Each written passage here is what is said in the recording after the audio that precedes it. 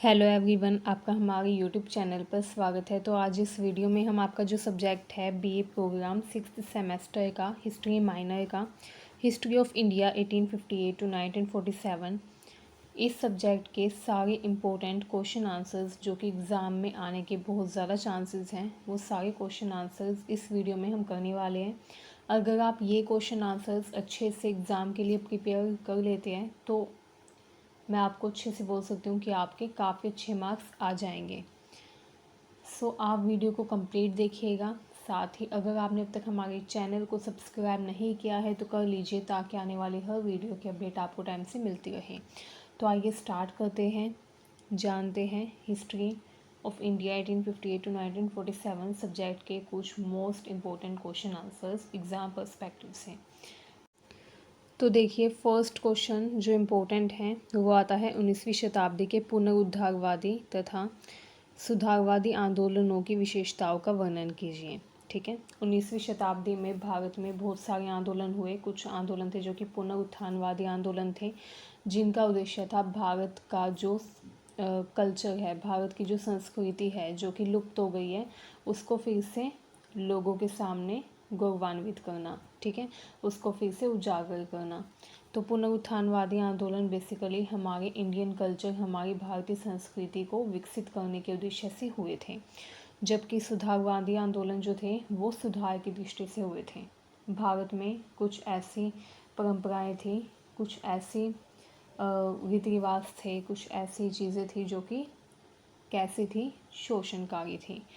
तो इसीलिए भारत में जो कमियां थी, भारत के रीति रिवाजों में, भारत के लोगों की जो संस्कृति थी उसमें जो कमियां थी, उनमें सुधार लाने के लिए जो आंदोलन हुए थे उनको सुधारवादी आंदोलन कहा गया। तो इस तरीके से, इस टाइप से दो तरीके के आंदोलन भारत में हुए थे 19वीं शताब्दी में, पुनरुत्थानवादी आंदोलन और सुधारवादी आंदोलन। अब हमको इनकी विशेषता का पता होना चाहिए, इनके नाम के बारे में पता होना चाहिए, कौन कौन से पुनरुत्थानवादी आंदोलन थे, कौन से सुधारवादी आंदोलन थे, ये हमें पता होना चाहिए। तो आइए देखते हैं। 19वीं शताब्दी का भारतीय समाज जो था वो धार्मिक अंधविश्वास, सामाजिक कुरीतियों, जातिगत भेदभाव और महिलाओं की दयनीय स्थिति से जूझ रहा था। 19वीं शताब्दी में भारत की जो स्थिति थी वो काफ़ी ज़्यादा भयावह थी। ठीक है, क्योंकि भारत में काफ़ी बुराइयां आ गई थी। भारत के जो लोग थे, उनकी जो संस्कृति थी उसमें कुछ हद तक ऐसी बुराइयां जो थी वो प्रवेश कर चुकी थी। जैसे धार्मिक अंधविश्वास बढ़ गया था, सामाजिक कुरीतियाँ बढ़ गई थी। ठीक है, जातिगत भेदभाव बहुत ज़्यादा हो गया था, ऊंच नीच का भेदभाव बढ़ गया था। ऊंची जाति के लोग नीची जाति के लोगों को कुछ नहीं समझते थे, उनके साथ भेदभाव करते थे। महिलाओं की स्थिति बहुत ही दयनीय थी। ठीक है, अंग्रेजी शिक्षा, पश्चिमी विचारधारा तथा मानवतावादी मूल्यों के प्रभाव से भारतीय समाज में जागृति आई। अंग्रेज जब आए तो वो अपने साथ अंग्रेजी शिक्षा, पश्चिमी विचारधारा लेकर आए। अंग्रेज जो थे वो मानववादी मूल्यों के समर्थन में थे। ठीक है, एंड अंग्रेज जो थे वो जातिगत भेदभाव में विश्वास नहीं रखते थे, कास्टिज्म में वो विश्वास नहीं रखते थे। इसके अलावा और भी कई भारत की ऐसी प्रथाएं थी जिनके बारे में अंग्रेज जो थे वो समर्थन में नहीं थे, सपोर्ट में नहीं थे, जैसे सती प्रथा। ठीक है, अंग्रेज़ों ने सती प्रथा का विरोध भी किया था एंड उन्होंने एक कानून भी बनाया था जिससे सती प्रथा को पूर्ण रूप से बैन कर दिया गया था। ठीक है, बंद कर दिया गया था। तो इस तरीके से अंग्रेज़ी शिक्षा, पश्चिमी विचारधारा और अंग्रेज़ों की मदद से फिर भारतीय समाज में जागृति आई। ठीक है, एंड उसी दौरान, इसी पृष्ठभूमि में सुधारवादी आंदोलन और पुनरुत्थानवादी आंदोलन हुए। ठीक है, इन आंदोलनों ने भारतीय समाज को आधुनिकता तथा सांस्कृतिक गौरव के रास्ते पर अग्रसर किया। आइए हम पहले कुछ सुधारवादी आंदोलनों के बारे में देख लेते हैं। सुधारवादी आंदोलन जो थे ये भारतीय समाज में सुधार लाने के लिए हुए। ठीक है, ये जो आंदोलन थे इसमें पश्चिमी शिक्षा, तर्क व विज्ञान के आधार पर समाज में सुधार की कोशिश की। इन आंदोलनों में कहा गया कि कुछ ऐसी प्रथाएं हैं जो कि बिल्कुल ही आधारहीन है, बेसलेस है, जिनका कोई वास्तव में अर्थ नहीं है, जैसे सती प्रथा। ठीक है, जिसका कोई लॉजिक ही नहीं है, कोई तर्क ही नहीं है। ठीक है, तो कुछ ऐसे आंदोलन हुए जिन्होंने पश्चिमी शिक्षा, तर्क और विज्ञान के आधार पर समाज में हो रही कुछ परंपराओं, अनुसरण किए जा रहे कुछ प्रथाओं, रीति रिवाजों का विरोध किया। ठीक है, जैसे सती प्रथा, बाल विवाह, जातिवाद। ठीक है, इन सामाजिक बुराइयों का विरोध किया गया। महिलाओं की शिक्षा व विधवा पुनर्विवाह का समर्थन किया गया। अंग्रेज़ों ने कहा कि विधवा महिलाओं को सती करने से अच्छा है कि उनका पुनर्विवाह कर दिया जाए। ठीक है, धार्मिक कट्टरता का विरोध भी इस आंदोलन में हुआ। उदार विचारों को बढ़ावा दिया गया। आइए कुछ प्रमुख सुधारवादी आंदोलन हम देख लेते हैं। पहला है ब्रह्म समाज, जिसकी स्थापना राजा राम मोहन राय ने 1828 में की थी। इसने सती प्रथा का विरोध किया। ठीक है, एकेश्वरवाद पर इसने जोर दिया। नेक्स्ट है प्रार्थना समाज। 1867 में आत्माराम पांडुरंग तथा महादेव गोविंद रानाडे ने इसको शुरू किया। ठीक है, आत्माराम पांडुरंग और महादेव गोविंद रानाडे जो थे उन्होंने ही इसका निर्माण किया, प्रार्थना समाज का। नेक्स्ट था अलीगढ़ आंदोलन, 1875 में हुआ। सैयद अहमद खान के द्वारा ये आंदोलन हुआ एंड इस आंदोलन का उद्देश्य था मुस्लिम समाज में शिक्षा में सुधार करना। रामकृष्ण मिशन 1897 में इसने स्वामी विवेकानंद के द्वारा भारतीय अध्यात्म तथा सेवा कार्यों के लिए अपना योगदान दिया। विधवा पुनर्विवाह आंदोलन भी हुए, जिसके प्रमुख जो नेतृत्व किए गए थे वो थे ईश्वरचंद्र विद्यासागर के द्वारा। ठीक है, ईश्वरचंद्र विद्यासागर ने विधवा पुनर्विवाह आंदोलन का जो नेतृत्व था वो किया था प्रमुखता से। आइए अब हम देखते हैं कुछ पुनरुत्थानवादी आंदोलन एंड उनकी विशेषताएं। भारतीय धर्म, संस्कृति व परंपराओं के गौरव को पुनः स्थापित करने के लिए ये पुनरुत्थानवादी आंदोलन हुए।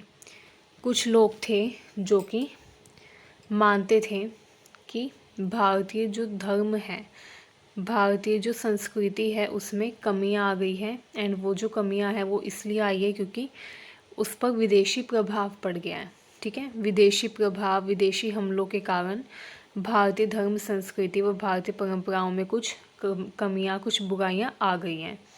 अब सुधारवादी आंदोलन के द्वारा उन बुराइयों को तो हटा दिया गया था, लेकिन कुछ लोग ऐसे हुए जिन्होंने ये प्रयास किया कि भारतीय धर्म, संस्कृति व परंपराओं का जो गौरव है, जो कि खो गया है इन बुराइयों के कारण, उस गौरव को पुनः इन्हें दिलाया जाए।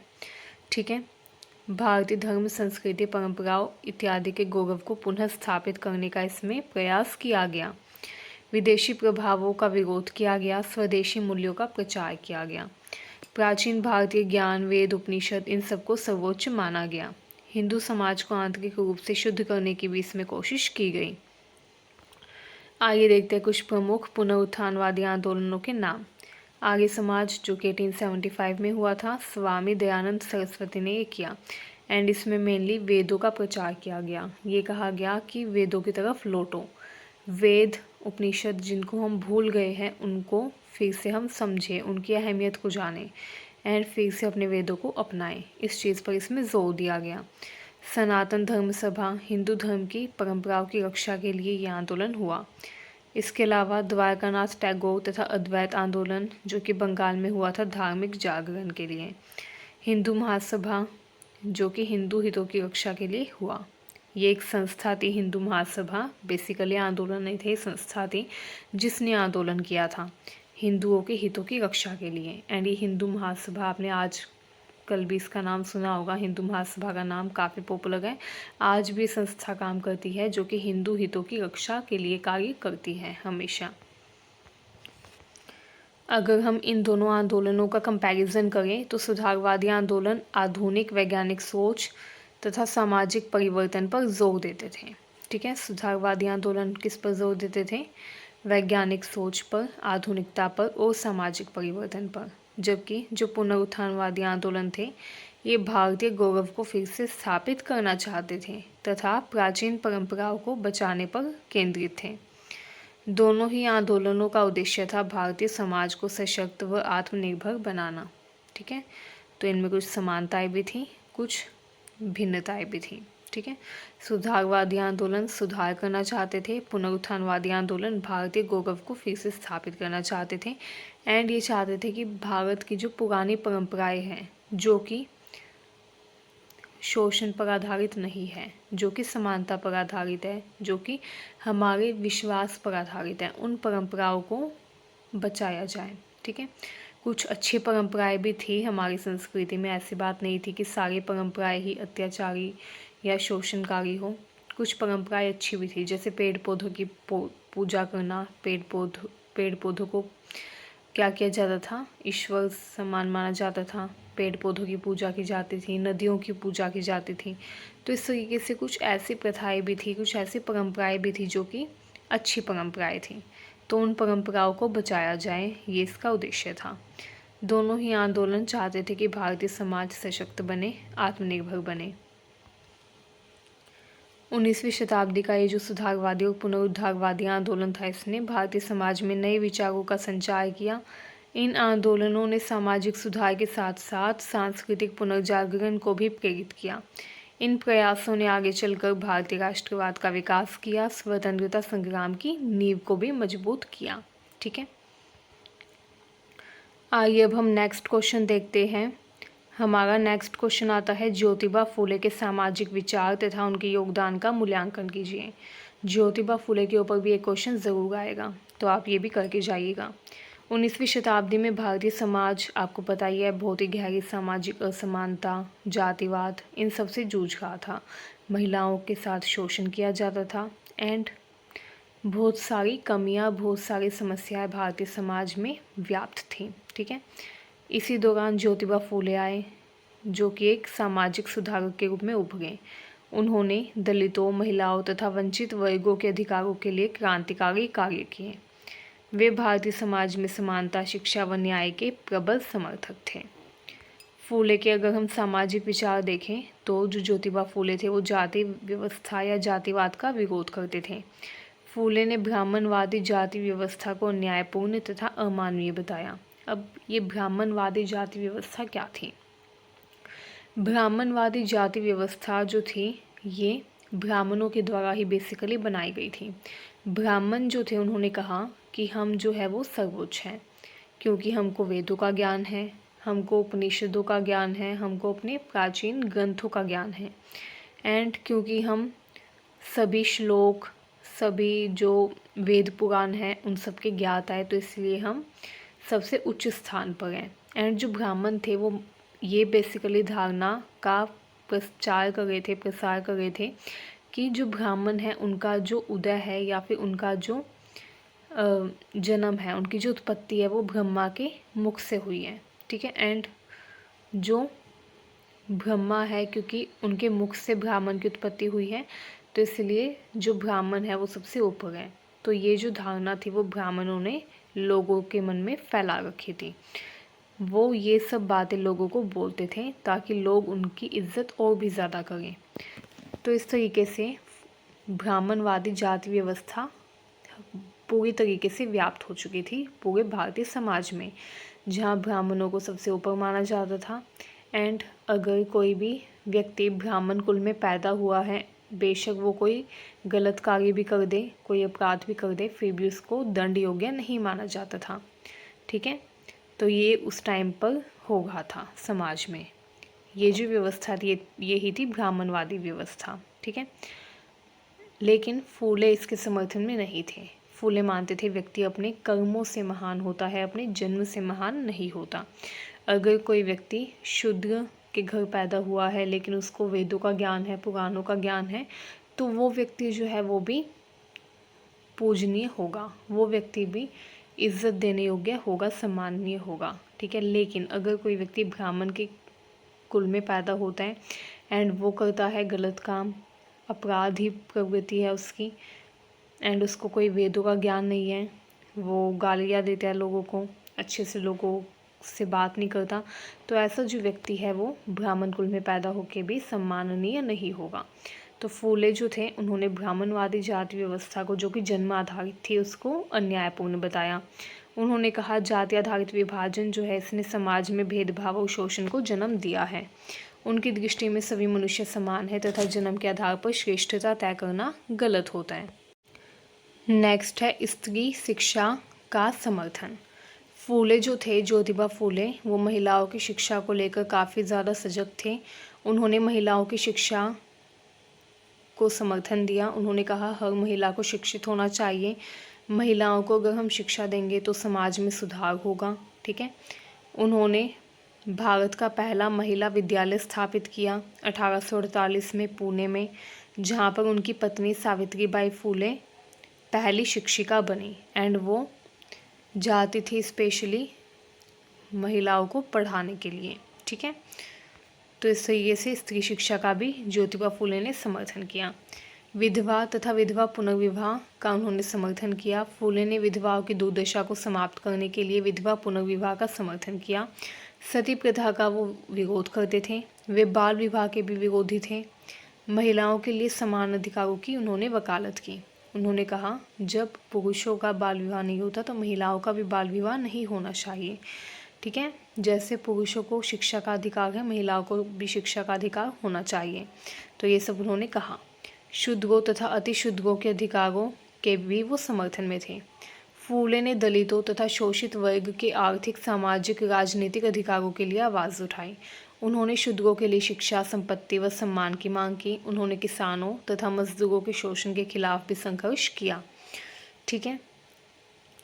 इसके अलावा फूले जो थे वो एक ऐसे धर्म की कल्पना करते थे जो सभी मनुष्यों को समानता प्रदान करें।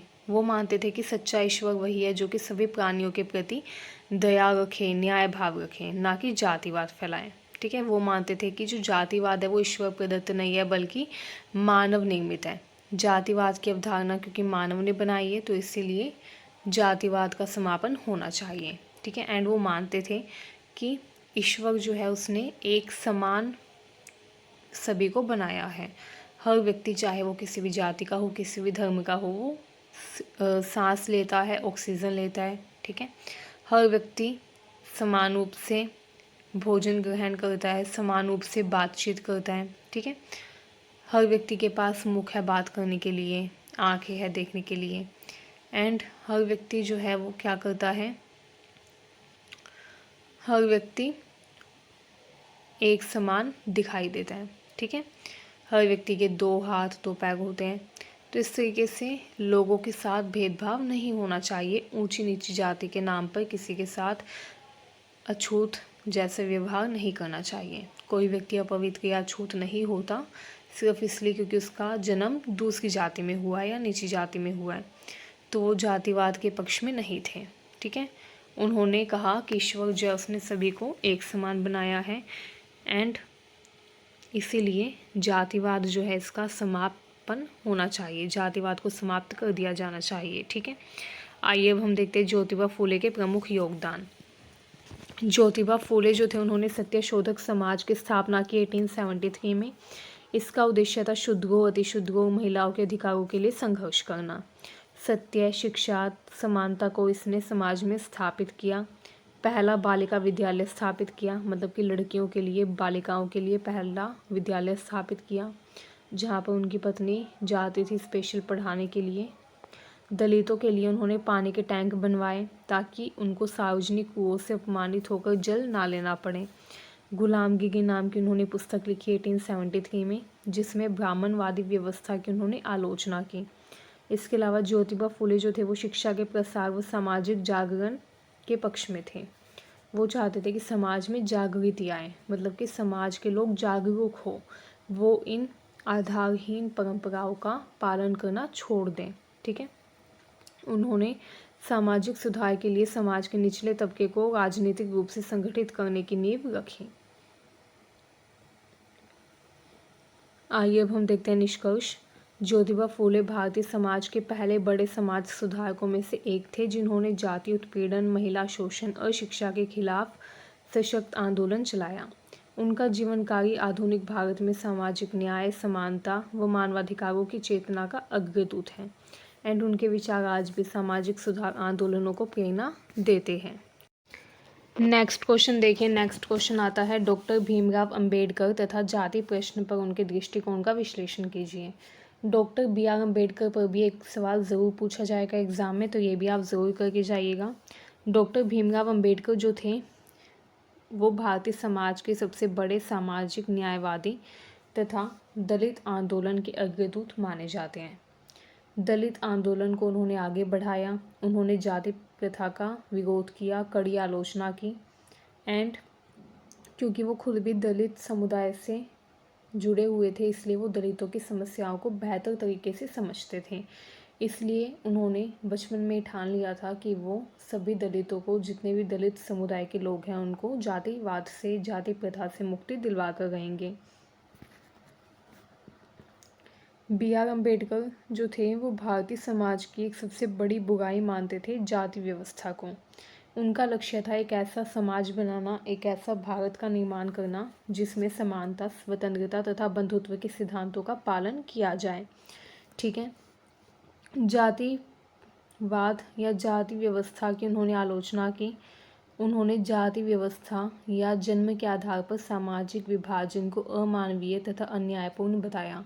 उन्होंने कहा ये जो जाति व्यवस्था है जो कि जन्म पर आधारित हो गई है, कि जो ब्राह्मण का बेटा है वो ब्राह्मण ही होगा एंड वो जन्म से ही महान होगा, एंड जो शूद्र का बेटा है वो शूद्र ही होगा, जन्म से उसके साथ अन्याय किया जाएगा। इस जन्म आधारित जाति व्यवस्था का उन्होंने विरोध किया। वो इसको अमानवीय मानते थे। ये जो उस टाइम पर भेदभाव हो रहा था, निचली जाति के लोगों को अछूत कहा जाता था, उस चीज़ का भी अम्बेडकर ने विरोध किया। उन्होंने कहा कि जाति व्यवस्था ने भारतीय समाज को कई खंडों में, कई टुकड़ों में बांट दिया है, जिससे सामाजिक एकता नष्ट हो गई है। एनडीसी का फ़ायदा उठाकर अंग्रेज़ हमारे देश पर शासन कर रहे हैं। तो ये बात बी आर अम्बेडकर ने कही। उन्होंने जाति व श्रेणी का अंतर भी समझाया। अम्बेडकर ने समझाया कि श्रेणी आर्थिक भिन्नता पर आधारित होती है। श्रेणी का मतलब होता है क्लास, जैसे उच्च वर्ग, मध्यम वर्ग, ठीक है, बोलते हैं ना हाई क्लास, मिडिल क्लास, ठीक है। तो इस तरीके से श्रेणी का मतलब होता है क्लास, जो कि आर्थिक भिन्नता के आधार पर निर्धारित होती है। अगर कोई व्यक्ति बहुत ज़्यादा धन अर्जित करता है, बहुत ज़्यादा धनवान है, तो वो उच्च वर्ग में आएगा, ठीक है, उच्च श्रेणी में आएगा। जबकि अगर कोई व्यक्ति कम कमाता है तो वो मध्यम वर्ग में आएगा, मिडिल क्लास कहलाएगा, ठीक है। तो वो आर्थिक भिन्नता पर आधारित होती हैं, जबकि जो जाति है वो जन्म पर आधारित होती है। व्यक्ति की जो श्रेणी है वो बदल सकती है। आज कोई व्यक्ति मध्यम वर्ग में है, हो सकता है कल कोई व्यक्ति उच्च वर्ग में आ जाए। आज कोई मिडिल क्लास है, हो सकता है कल वो हाई क्लास बन जाए, ठीक है। लेकिन उस टाइम पर जो जाति व्यवस्था थी वो जन्म पर आधारित थी। एंड जाति जो है वो हर व्यक्ति के जन्म से दी जाती है। जो ब्राह्मण के घर में पैदा होते हैं वो ब्राह्मण ही कहलाता है, बाय बर्थ टिल डेथ, ठीक है। एंड जाति जो है वो स्थायी होती है, अपरिवर्तनीय होती है। जाति का कोई भी परिवर्तन नहीं कर सकता। तो ये चीज़ अम्बेडकर ने उस टाइम बताई। एंड उन्होंने कहा इसलिए जाति व्यवस्था को केवल आर्थिक सुधारों से नहीं बदला जा सकता।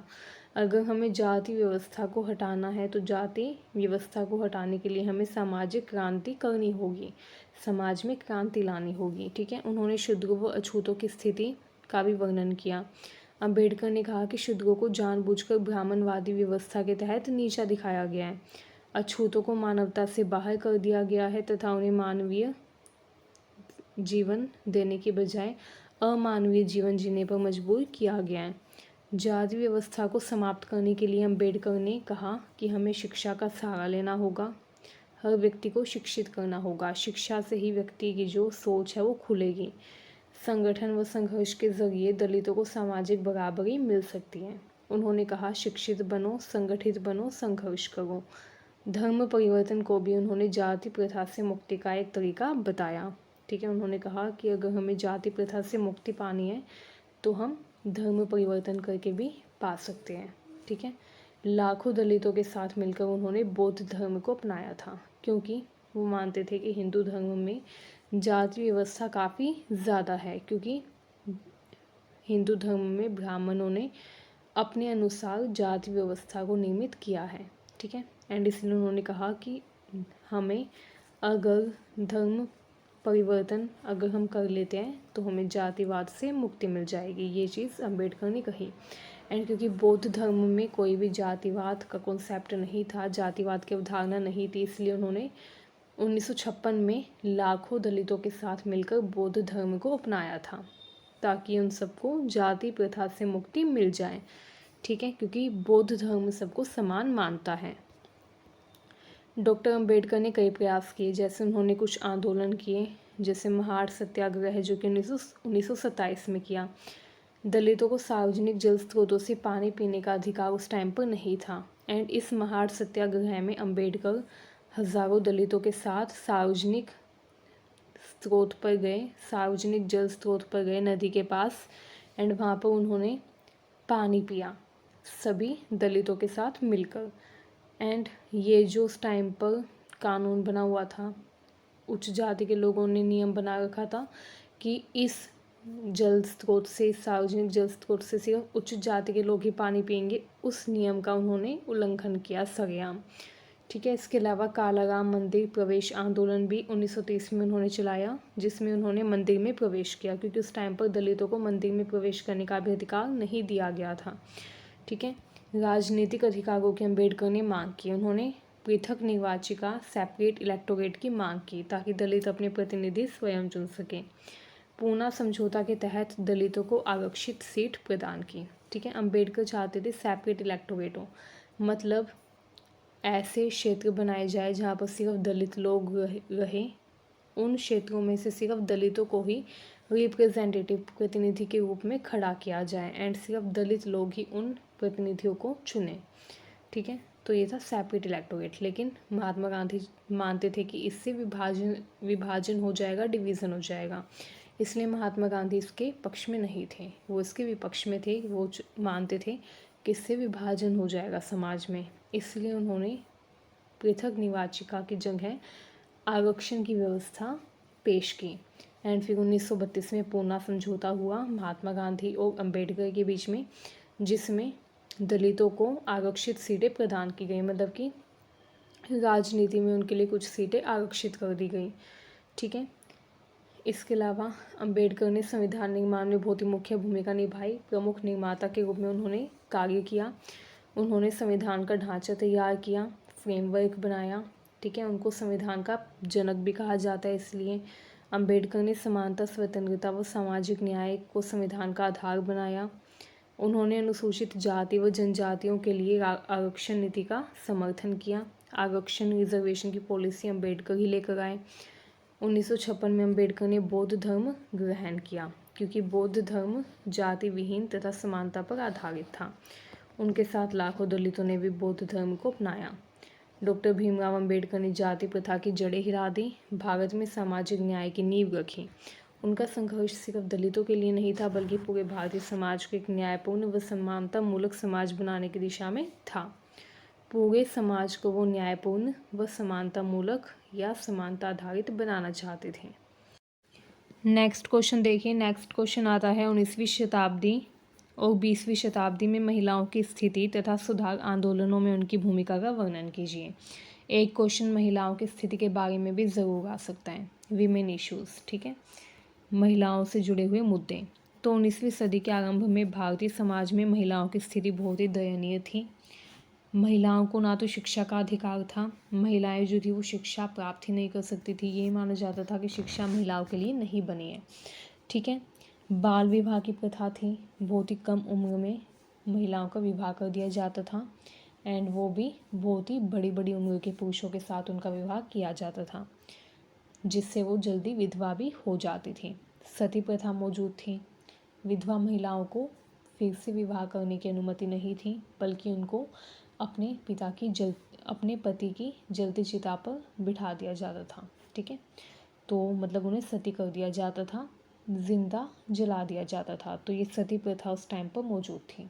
जो विधवा महिलाएं थी उनको अपने पति की चिता पर बैठाकर जिंदा जला दिया जाता था। ठीक है, पर्दा प्रथा थी, घूंघट करवाया जाता था महिलाओं से। विधवा महिलाओं का उत्पीड़न किया जाता था। वो विधवा महिलाएं जो कि सती होने से मना कर देती थी या कहीं भाग जाती थी, सती नहीं होती थी, ऐसे महिलाओं का जीना मुश्किल कर दिया जाता था। ठीक है, तो इस तरीके से बहुत ही बुराइयाँ थी समाज में।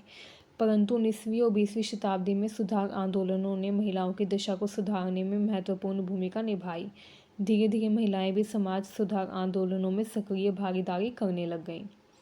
आगे देखते हैं 19वीं सदी में महिलाओं की स्थिति। तो देखिए, कुछ सामाजिक कुरीतियाँ थीं, जैसे बाल विवाह व्यापक था, कम उम्र में लड़कियों का विवाह कर दिया जाता था, सती प्रथा थी, विधवाओं की दुर्दशा थी, विधवाओं को अपमानित व उपेक्षित जीवन जीना पड़ता था, शिक्षा का अभाव था, ठीक है, पर्दा प्रथा। इसके अलावा धार्मिक ग्रंथों को पढ़ने का भी महिलाओं को कोई अधिकार नहीं था। धार्मिक ग्रंथों की कुछ व्याख्याओं का उपयोग महिलाओं को निम्न स्थान देने के लिए किया गया, जैसे मनुस्मृति। मनुस्मृति में महिलाओं को बहुत ही निचला स्थान दिया गया था, ठीक है। महिला सुधार आंदोलनों में पुरुष सुधारक की भूमिका, ये देखते हैं। कुछ पुरुष रहे जिन्होंने महिला सुधार आंदोलनों में मुख्य भूमिका निभाई, जैसे राजा राम मोहन राय। राजा राम मोहन राय ने सती प्रथा के उन्मूलन के लिए संघर्ष किया। लॉर्ड विलियम बेंटिक के साथ मिलकर राजा राम मोहन राय ने सती प्रथा को एबोलिश किया, इसका उन्मूलन किया, ठीक है। विधवाओं के अधिकारों के वो पक्ष में थे, ठीक है। ईश्वर चंद्र विद्यासागर, उन्होंने विधवा पुनर्विवाह को कानूनी मान्यता दिलवाने के लिए भूमिका निभाई। बालिकाओं की शिक्षा के लिए उन्होंने विद्यालय स्थापित किए।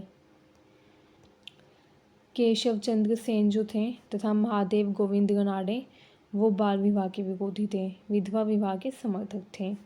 स्वामी विवेकानंद ने महिलाओं के शारीरिक, मानसिक व आध्यात्मिक विकास पर बल दिया, ठीक है। इसके अलावा कुछ महिलाएं भी थी जो कि महिला सुधार आंदोलनों में मुख्य रहीं, जैसे सावित्रीबाई फुले, भारत की पहली महिला शिक्षिका बनी। दलित व पिछड़े वर्ग की लड़कियों की शिक्षा के लिए उन्होंने कार्य किया। ज्योतिबा फुले ने पहला स्कूल खोला महिलाओं के लिए। महिलाओं पर हो गए अत्याचारों के विरुद्ध उन्होंने संघर्ष किया, ठीक है। पंडिता रमाबाई, इन्होंने उच्च जाति की विधवाओं के लिए पुनर्वास के लिए शारदा सदन की स्थापना की। पंडिता रमाबाई जो थी, उन्होंने एक धर्मशाला टाइप जगह बनाई, जैसे हम धर्मशाला या घर बोल सकते हैं जिसे, जहाँ पर उच्च जाति की विधवा महिलाएं रहें। हालांकि कोई भी विधवा महिला वहाँ पर रह सकती थी, लेकिन यहाँ पर उच्च जाति की विधवाओं के लिए इसलिए लिखा गया है क्योंकि उस टाइम पर सती प्रथा थी। एंड सती प्रथा में बेसिकली क्या किया जाता था, जो नीची जाति की जो विधवा महिलाएं थी उनको जला दिया जाता था, सती कर दिया जाता था, ठीक है। हालांकि कुछ उच्च जाति की विधवा महिलाएं होती थी जो कि बच जाती थी। तो जो विधवा महिलाएं बच जाती थी उनके लिए शारदा सदन की स्थापना की पंडिता रमाबाई ने। महिलाओं की शिक्षा व अधिकारों की वो समर्थक रही, ठीक है। सरला देवी, दुर्गाबाई देशमुख, इन्होंने महिलाओं को स्वतंत्रता आंदोलन व सामाजिक सुधार आंदोलनों में सक्रिय किया, ठीक है। 20वीं सदी में महिलाओं की स्थिति में काफ़ी बदलाव आया। ये देखते क्या क्या बदलाव हुआ। जैसे महिलाओं के लिए विद्यालय और कॉलेज स्थापित किए गए, उच्च शिक्षा प्राप्त करने वाली महिलाओं की संख्या बढ़ी। भारतीय राष्ट्रीय आंदोलन में महिलाओं ने सक्रिय भूमिका निभाई, ठीक है। एनी बेसेंट, सरोजनी नायडू, अरुणा सफली, ये जो महिलाएं थीं इन्होंने राष्ट्रीय आंदोलन का नेतृत्व किया। कुछ महिलाओं ने राजनीति में भी अपनी भागीदारी सुनिश्चित की, जैसे एनी बेसेंट कांग्रेस के अध्यक्ष बनी, सरोजनी नायडू भी कांग्रेस के अध्यक्ष बनी, ठीक है। सामाजिक व कानूनी सुधार भी हुए कुछ महिलाओं के लिए, जैसे बाल विवाह निषेध अधिनियम 1929, हिंदू विधवा पुनर्विवाह अधिनियम 1856, ठीक है। तो ये कुछ कानून बनाए गए। इसके अलावा सती प्रथा का एबोलिशमेंट कर दिया गया, ठीक है। सती प्रथा को हटा दिया गया, उसके लिए भी एक कानून बनाया गया था। तो ये सब कुछ कानून बनाए गए महिलाओं की स्थिति को सुधार देने के लिए, महिलाओं की स्थिति में सुधार लाने के लिए। 19वीं और 20वीं शताब्दी के सामाजिक सुधार आंदोलनों ने भारतीय महिलाओं की स्थिति में ऐतिहासिक परिवर्तन किए। पुरुष सुधारकों के साथ साथ महिलाओं ने भी अपनी सामाजिक, शैक्षिक व राजनीतिक मुक्ति के लिए संघर्ष किया। एंड ये परिवर्तन आगे चलकर स्वतंत्र भारत में महिला अधिकारों की आधारशिला बना। आइए अब हमारा नेक्स्ट क्वेश्चन आता है, आर्य समाज की स्थापना, उद्देश्य और कार्यों का वर्णन करो। आर्य समाज पर भी क्वेश्चन ज़रूर पूछा जाता है, इम्पोर्टेंट है। 19वीं शताब्दी में भारतीय समाज धार्मिक अंधविश्वासों, सामाजिक कुरीतियों, ब्रह्मचारों, इन सबसे ग्रसित था। एंड इसी दौरान स्वामी दयानंद सरस्वती आए। 1875 में उन्होंने आर्य समाज की स्थापना की। आर्य समाज का उद्देश्य था वैदिक धर्म की शुद्धता को पुनर्स्थापित करना, वैदिक धर्म को शुद्ध करना, समाज में व्याप्त कुरीतियों को दूर करना। ठीक है, आइए देखते हैं आर्य समाज की स्थापना कैसे, कब, क्यों हुई। इसकी स्थापना स्वामी दयानंद सरस्वती ने की 10 अप्रैल 1875 में मुंबई में, जिसको उस टाइम बम्बई कहा जाता था। प्रारंभ में इसका नाम आर्य सम्मेलन रखा गया, जिसको बाद में आर्य समाज कर दिया गया। स्वामी दयानंद ने अपनी प्रसिद्ध पुस्तक लिखी सत्यार्थ प्रकाश। इसमें उन्होंने आर्य समाज के विचारों को विस्तार से प्रस्तुत किया। आर्य समाज का अगर हम उद्देश्य देखें तो इसका उद्देश्य था वैदिक धर्म की पुनर्स्थापना करना। ठीक है, स्वामी दयानंद का नारा था वेदों की ओर लौटो, बैक टू द वेदास। ठीक है, एंड स्वामी दयानंद जो थे, इन्होंने वेदों को सर्वोच्च ज्ञान का स्रोत माना। स्वामी दयानंद ने वेदों की तरफ लौटने का नारा दिया। उन्होंने कहा वेद जो है ये सर्वोच्च ज्ञान का स्रोत है, सर्वोच्च ज्ञान हमें वेदों से ही प्राप्त हो सकता है, इसलिए हमको वैदिक धर्म की ओर लौटना पड़ेगा, वेदों की ओर लौटना पड़ेगा, तभी हमारा ज्ञान बढ़ पाएगा। इन्होंने सामाजिक सुधार पर बल दिया, जाति प्रथा का विरोध किया, बाल विवाह का इन्होंने विरोध किया, सती प्रथा, पर्दा प्रथा, इन सब को भी ये बुराई मानते थे। विधवा विवाह, स्त्री शिक्षा का इन्होंने समर्थन किया, छुआछूत व भेदभाव के खिलाफ आवाज़ उठाई। मूर्ति पूजा में ये विश्वास नहीं रखते थे। तीर्थ यात्रा, पशुओं की बलि देना, इन सब का ये विरोध करते थे। ये एक ईश्वर की उपासना पर जोर देते थे, एक ईश्वरवाद में इनका विश्वास था। इन्होंने स्वदेशी भावना, राष्ट्रवाद, भारतीय संस्कृति के गौरव को पुनर्जीवित करने का प्रयास किया, राष्ट्रवाद का प्रचार किया। ठीक है, आइए देखते हैं आर्य समाज के प्रमुख कार्य क्या क्या थे। पहला आता है शिक्षा के क्षेत्र में योगदान। लड़कों व लड़कियों के लिए गुरुकुल व विद्यालयों की स्थापना की गई। 1886 में लाहौर में DAV यानी कि दयानंद एंग्लो वैदिक कॉलेज की स्थापना की गई। ठीक है, इन्होंने DAV कॉलेज की स्थापना की, जिसका फुल नेम था दयानंद एंग्लो वैदिक कॉलेज। आधुनिक विज्ञान व वैदिक शिक्षा का इन्होंने समन्वय सुनिश्चित किया।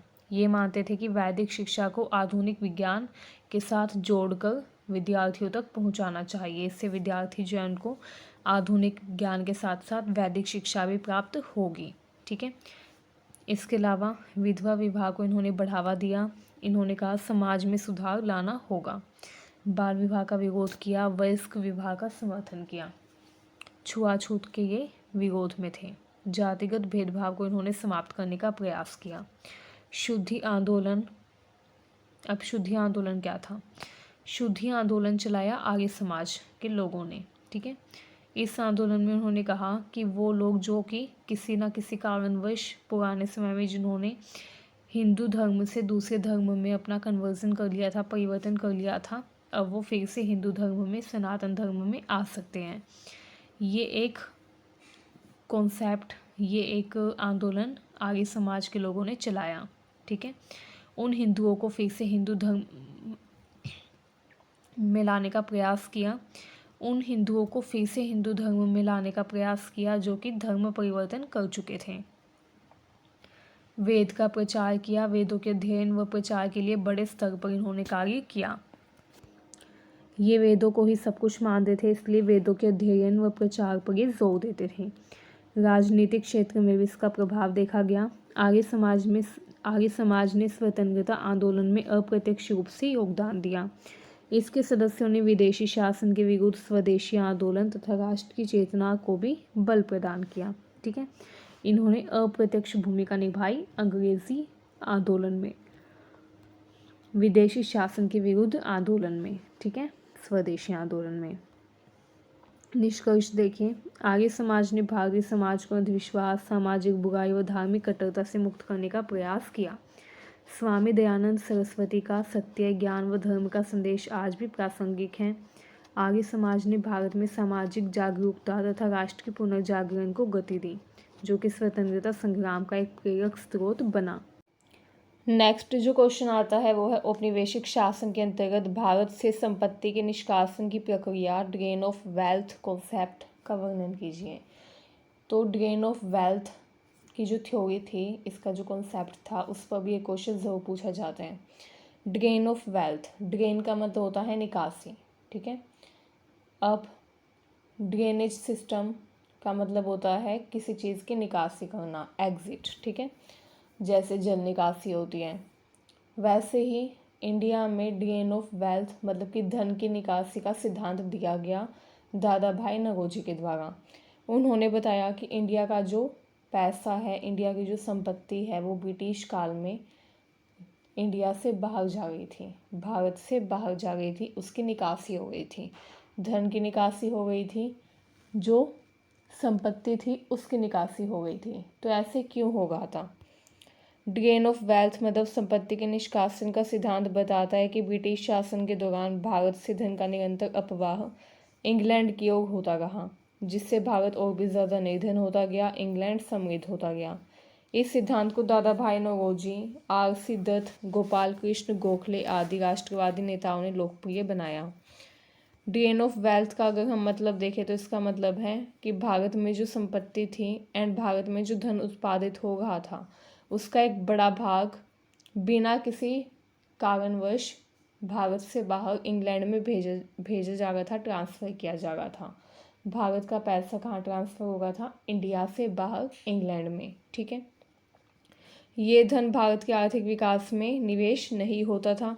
जनरली क्या होता है, कंट्री में, किसी भी देश में जो भी धन उत्पादित होता है उसका उपयोग उस देश के विकास के लिए किया जाता है, चाहे उस देश के इंफ्रास्ट्रक्चर में डेवलपमेंट करना हो, चाहे उस देश में लोगों का कल्याण करना हो, ठीक है। मतलब उस देश के विकास के लिए, उस देश के लोगों के विकास के लिए उस धन का निवेश किया जाता है, इस्तेमाल किया जाता है। लेकिन उस टाइम पर ऐसा नहीं होगा था। भारत का जो धन था उसका कहीं भी निवेश नहीं होगा था, ठीक है। बल्कि ये जो धन है ये बिना निवेश के, बिना भारत के आर्थिक विकास में उपयोग किए ब्रिटेन में भेजा जा रहा था एंड ब्रिटेन की समृद्धि में योगदान दे रहा था। इसका रिज़ल्ट ये निकलता है कि इंडिया गरीब होता जाता है, इंग्लैंड अमीर होता जाता है। इसके चलते भारत की आर्थिक स्थिति लगातार गिरती चली गई। अब इसके प्रमुख साधन क्या थे? कैसे ये ड्रेन हो रहा था? कैसे ये निकासी हो रही थी धन की? क्या क्या इसके स्टेप्स थे? तो देखिए, भारत में अंग्रेज़ आ गए थे, अंग्रेज़ों के साथ अंग्रेज़ अधिकारी भी आए, ठीक है। अब वो जो अंग्रेज़ अधिकारी थे उनका वेतन, उनकी पेंशन भारत का जो पैसा था उससे दी जाती थी, ठीक है। क्योंकि वो जो अंग्रेज़ अधिकारी थे वो ब्रिटिश कार्यकाल में काम करते थे, ब्रिटिशर्स के अंडर भारत में काम करते थे, लेकिन वो आए थे ब्रिटेन से। तो फ़र्ज़ ये बनता था कि उनको जो पैसा है वो ब्रिटेन की सरकार दे, क्योंकि वो ब्रिटेन से आए थे एंड ब्रिटिशर्स के लिए ही काम कर रहे थे।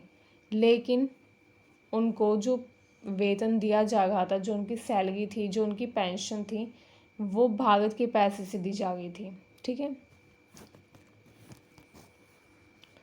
इसके अलावा अंग्रेज़ अधिकारियों को जो भी वेतन मिलता था, जो भी उनको पेंशन मिलती थी, वो उसको इंग्लैंड भेज गए थे। इस पैसे से भारत का कोई भी आर्थिक लाभ नहीं होता था, ठीक है। इसके अलावा ईस्ट इंडिया कंपनी और अन्य अंग्रेज़ व्यापारी भारत से कच्चा माल सस्ते दामों पर खरीदते थे, इंग्लैंड में महंगे दामों पर बेचते थे, जिससे व्यापारिक मुनाफा जो है वो इंग्लैंड में चला जाता था, ठीक है। एंड उसके बाद जो तैयार माल होता था उसको दोबारा भारत में लाकर बाज़ारों में बेचते थे एंड फिर जो पैसा मिलता था उसको फिर से इंग्लैंड में भेज देते थे। तो इस तरीके से सारा जो व्यापारिक मुनाफा था वो भी इंग्लैंड ही कमा रहा था, भारत को व्यापार से कोई भी फ़ायदा नहीं मिल रहा था, ठीक है। युद्ध में जो भी व्यय किया जा रहा था, युद्ध में जो भी खर्चा हो रहा था, जैसे द्वितीय विश्व युद्ध हुआ, प्रथम विश्व युद्ध हुआ, इस दौरान प्रथम विश्व युद्ध के दौरान जो भी खर्चा हुआ युद्ध में, वो सारा ब्रिटेन ने भारत से लिया, ठीक है। भारत से ब्रिटिश साम्राज्य के अन्य क्षेत्रों में युद्धों के लिए धन लिया जाता था। जैसे जो नॉर्मल युद्ध थे, अफ़गान युद्ध, बर्मी युद्ध, उनके लिए भी ब्रिटेन खुद व्यय नहीं करता था, बल्कि भारत से पैसा लेकर जाता था, ठीक है। अंग्रेज़ी सरकार भारत से हर साल भारी मात्रा में धन होम चार्ज के रूप में लेती थी, जिसमें ऋण चुकौती मतलब ऋण चुकाना, सैनिक व्यय, अधिकारियों के भत्ते आदि शामिल थे। मतलब जो ब्रिटिशर्स थे वो भारत के लोगों से टैक्स भी लेते थे। ठीक है। सार्वजनिक निर्माण कार्यों में विदेशी कंपनियों को प्राथमिकता दी जाती थी। रेलवे, टेलीग्राफ जैसी योजनाओं के ठेके अंग्रेज़ कंपनियों को ही दिए जाते थे, जिससे भी मुनाफा इंग्लैंड में चला जाता था। ठीक है। अब आइए देखते हैं ड्रेन सिद्धांत के प्रमुख समर्थक कौन कौन थे। दादा भाई नौरोजी, इन्होंने ड्रेन ऑफ वेल्थ की थ्योरी दी। इन्होंने अपनी एक बुक लिखी, poverty and un British rule in India. 1901 में उन्होंने ये बुक लिखी एंड इसमें उन्होंने इस थ्योरी का विस्तार से विश्लेषण किया, एनालाइजेशन किया। उनका मत था कि भारत की गरीबी का मुख्य कारण है संपत्ति का निष्कासन, कि भारत की संपत्ति बाहर जा रही है। आर.सी. दत्त ने अपनी बुक लिखी इकोनॉमिक हिस्ट्री ऑफ इंडिया। इसमें उन्होंने ब्रिटिश नीति के दुष्परिणामों का वर्णन किया कि ब्रिटिश नीति कितनी बुरी है। गोपाल कृष्ण गोखले जो थे, उन्होंने अंग्रेज़ों के द्वारा भारत से धन के प्रवाह की निंदा की तथा इसे रोकने की मांग की। गोपाल कृष्ण गोखले ने कहा कि अंग्रेज़ जो भारत से धन लेकर जा रहे हैं ये बहुत ही गलत है। ठीक है। आइए देखते हैं इसके दुष्परिणाम क्या हुए। इसके दुष्परिणाम हुए कि भारत दिन प्रतिदिन गरीब होता गया, भारत में भुखमरी बढ़ती गई, कृषि व उद्योगों का पतन हो गया, भारतीय समाज में असमानता बढ़ गई, आर्थिक आत्मनिर्भरता समाप्त हो गई। पहले भारत आत्मनिर्भर था, वो आत्मनिर्भरता समाप्त हो गई। भारत विदेशी बाजार का केवल कच्चा माल आपूर्ति करने वाला देश बन गया। ड्रेन ऑफ वेल्थ सिद्धांत ने भारतीय राष्ट्रवाद को आर्थिक आधार प्रदान किया। इसने भारतीय जनता को ये समझने में मदद की कि ब्रिटिश शासन केवल शोषण के लिए है। एंड दादा भाई नौरोजी जैसे जो नेता थे, उन्होंने फिर प्रयास किया इस मुद्दे को राष्ट्रीय बहस का केंद्र बनाने का, ताकि लोग जो है वो प्रेरित हो स्वतंत्रता संग्राम में हिस्सा लेने के लिए। लोग समझे कि ब्रिटिशर्स उनके साथ कितना गलत कर रहे हैं एंड लोगों के मन में राष्ट्रवाद की भावना प्रबल हो। तो इस कॉन्सेप्ट ने लोगों के मन में राष्ट्रवाद की भावना तथा स्वतंत्रता संग्राम की भावना को प्रबल करने में बहुत ही मुख्य भूमिका निभाई। ठीक है। नेक्स्ट क्वेश्चन देखिए, औपनिवेशिक काल में भारत में आधुनिक उद्योगों के विकास तथा औद्योगिकरण पर चर्चा कीजिए। औपनिवेशिक काल में मतलब जब भारत में अंग्रेज़ों का शासन था, उस दौरान भारत में उद्योगों का विकास कैसे हुआ, औद्योगिकरण कैसे हुआ, इस पर आपको डिस्कशन करना है इसमें। औपनिवेशिक शासन के दौरान भारत में आधुनिक उद्योगों का विकास प्रारंभ हुआ, लेकिन ये जो विकास था ये स्वतंत्र आर्थिक नीति के तहत नहीं था, बल्कि ब्रिटिश हितों के अनुरूप हुआ। ब्रिटिशर्स ने अपने अकॉर्डिंग उद्योगों का विकास किया, अपने अकॉर्डिंग उन्होंने औद्योगिकरण किया। एंड ब्रिटिश काल में, औपनिवेशिक काल में भारत में औद्योगिकरण की प्रक्रिया बहुत ही धीमी थी, बहुत ही स्लो थी, क्योंकि ब्रिटिशर्स नहीं चाहते थे कि भारत में उद्योग खुले। अगर भारत में उद्योग खुल जाएंगे तो भारत में वस्तुओं का उत्पादन होने लग जाएगा, एंड अगर भारत में वस्तुओं का उत्पादन हो गया तो ब्रिटिश निर्मित वस्तुएं कौन खरीदेगा भारत में। ठीक है। इसलिए वो चाहते थे कि भारत में औद्योगिकरण की प्रक्रिया धीमी रहे, भारत में औद्योगिकरण ना हो। ठीक है। भारत में वो सिर्फ खुद की कंपनीज खोलने के लिए इन्वेस्ट करते थे एंड सिर्फ खुद की कंपनीज ही खोलते थे। भारत में उस टाइम पर जो भी औद्योगिकरण हो रहा था वो सिर्फ ब्रिटिशर्स के द्वारा ही किया जा रहा था। ब्रिटिशर्स खुद ही अपनी कंपनीज भारत में, अपने उद्योग भारत में खोल गए थे, ताकि उनको विदेश से ना लाना पड़े तैयार वस्तुओं को। ठीक है। तो इस तरीके से औद्योगिकरण की प्रक्रिया में सारी जो भूमिका थी वो ब्रिटिशर्स ने निभाई, एंड दूसरे जो उद्योगपति थे उनको उद्योग खोलने से रोकने का उन्होंने निरंतर प्रयास किया। ठीक है। 18वीं सदी के अंत तथा 19वीं सदी की शुरुआत में ब्रिटेन में औद्योगिक क्रांति आई। इसके बाद अंग्रेज़ों ने भारत को कच्चे माल का स्रोत तथा तैयार माल के बाजार के रूप में विकसित किया। जब ब्रिटेन में औद्योगिक क्रांति आई, ब्रिटेन में औद्योगिकरण शुरू हुआ तो मशीनें आ गई। अब मशीनें आने के बाद वस्तुओं का उत्पादन ब्रिटेन में बढ़ गया। अब ब्रिटेन को क्या चाहिए था, कच्चा माल चाहिए था, ताकि वो कच्चे माल का उपयोग करके तैयार वस्तुएं निर्मित कर सकें, एंड तैयार वस्तुओं को बेचने के लिए भी उसको एक बाज़ार चाहिए था। ठीक है। जहाँ जाके वो अपनी वस्तुएं बेच सके। तो इसीलिए ब्रिटिशर्स जो थे वो एक ऐसे देश की खोज कर रहे थे जो उनको कच्चा माल दे सकें एंड उनका सामान तैयार वस्तुएं खरीद सकें। एंड ये कब हुआ?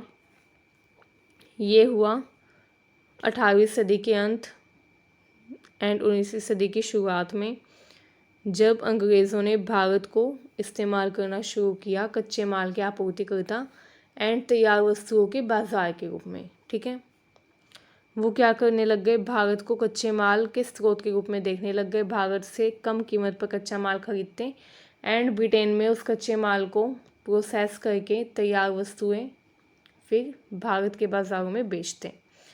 भारत में इससे क्या हुआ? जो पारंपरिक कुटीर उद्योग था वो पूरी तरीके से नष्ट हो गया, क्योंकि कुटीर उद्योग में जो वस्तुएं बनती थी वो महंगी होती थी, जबकि जो ब्रिटिश निर्मित वस्तुएं थी वो सस्ती थी।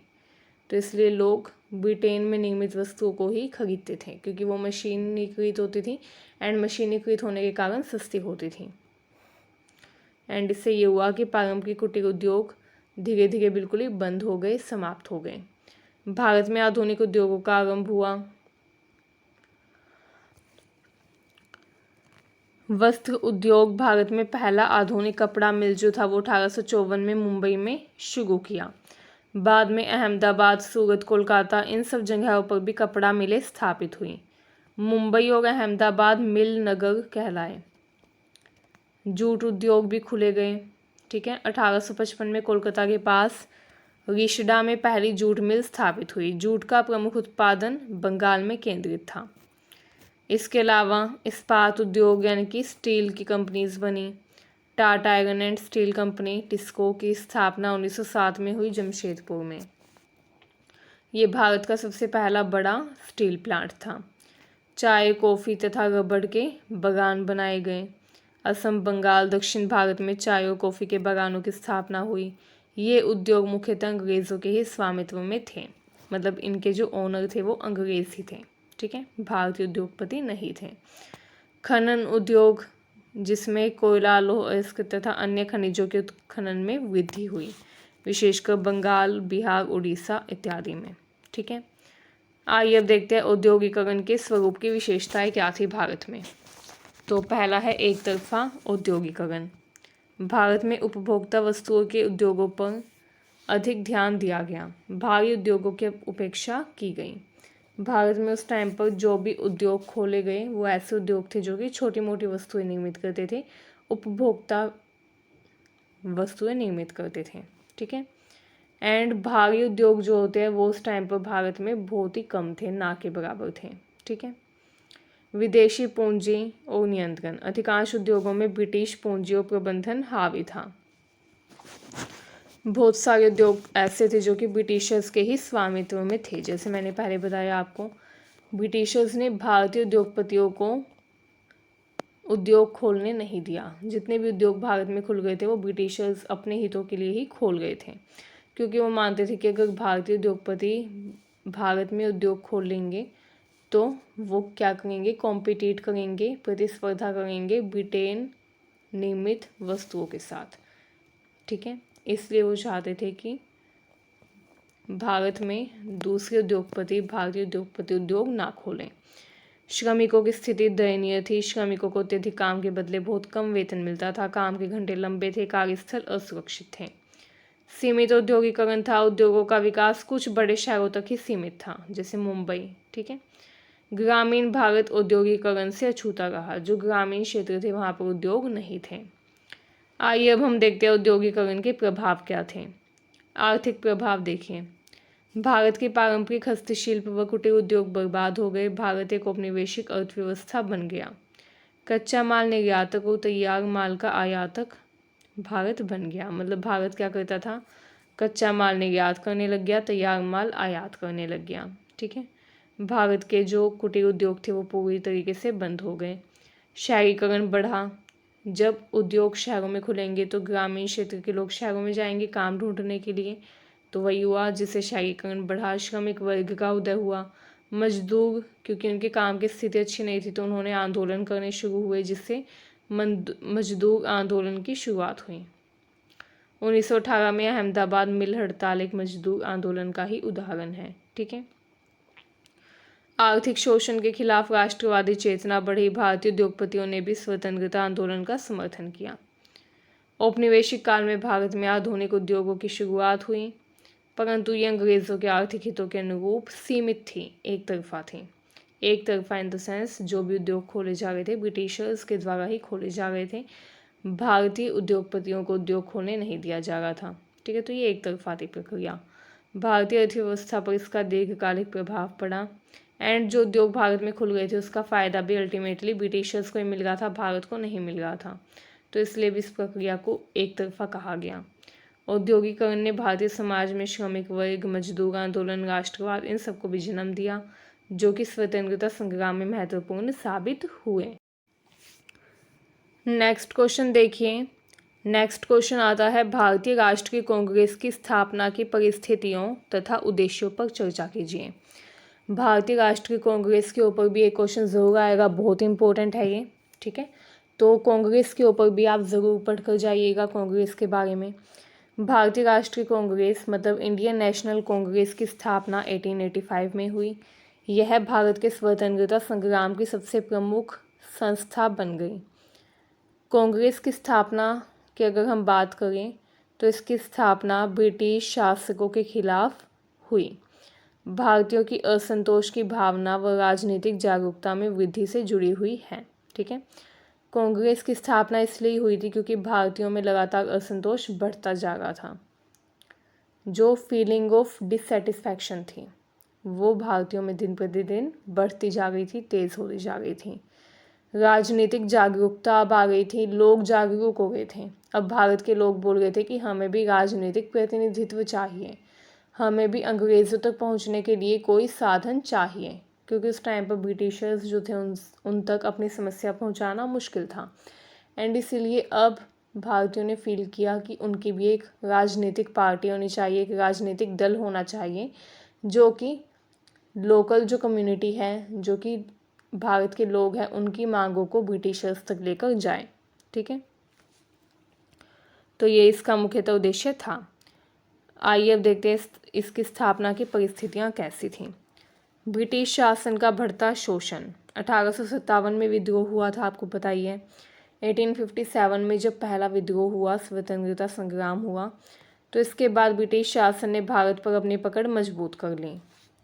ब्रिटिशर्स जो थे वो चौकन्ने हो गए कि अब भारत के जो लोग हैं वो एकजुट होकर उनका विरोध कर सकते हैं। तो उन्होंने अपना जो कंट्रोल था वो भी ज़्यादा तेज़ कर लिया, स्ट्रॉन्ग कर लिया। इसके बाद भारतीयों में राजनीतिक असंतोष बढ़ा क्योंकि ब्रिटिश नीति भारतीय समाज व अर्थव्यवस्था पर गहरे प्रभाव डाल गई थी। ठीक है, तो भारतीयों में लगातार राजनीतिक असंतोष बढ़ता गया। उनको फील हुआ कि ब्रिटिशर्स जो है वो उनका लगातार शोषण कर रहे हैं। भारतीयों के अधिकारों में लगातार कटौती, ब्रिटिश शासकों के द्वारा आर्थिक शोषण व स्थानीय स्तर पर प्रशासनिक भ्रष्टाचार ने भारतीयों को जागरूक किया। भारतीय जो लोग थे वो जागरूक हुए अपने राजनीतिक अधिकार मांगने के लिए। इसके अलावा उस टाइम ब्रिटिश साम्राज्य में भारतीयों की भागीदारी बहुत ही कम थी। भारतीयों को ब्रिटिश प्रशासन में न्यूनतम प्रतिनिधित्व दिया जाता था। ठीक है, भारतीयों के लिए राजनीतिक अधिकार नहीं थे, ना ही उनके पास कोई सामाजिक अधिकार था, ना ही कोई राजनीतिक अधिकार था। इससे भी भारतीयों में राजनीतिक जागरूकता का जन्म हुआ।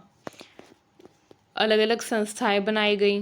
भारतीयों ने विभिन्न सामाजिक व सांस्कृतिक संगठन बनाए, जैसे भारतीय समाज सुधारक समितियां, बंगाल एसोसिएशन, अखिल भारतीय कांग्रेस समिति, इन सब का गठन हुआ।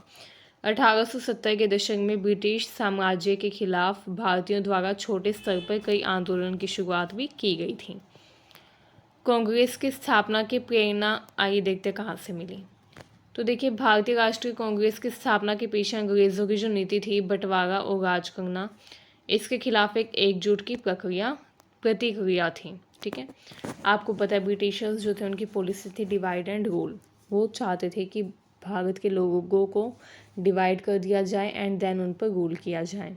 ठीक है, मतलब पहले भारत में बंटवारा कर दें फिर उस पर राज करें, ये उनकी नीति थी मुख्यतः। एंड अब कहीं ना कहीं भारतीयों को पता चल गया था कि जो ब्रिटिशर्स है वो उनको डिवाइड करना चाहते हैं ताकि वो लंबे टाइम तक रूल कर सकें। एंड इसीलिए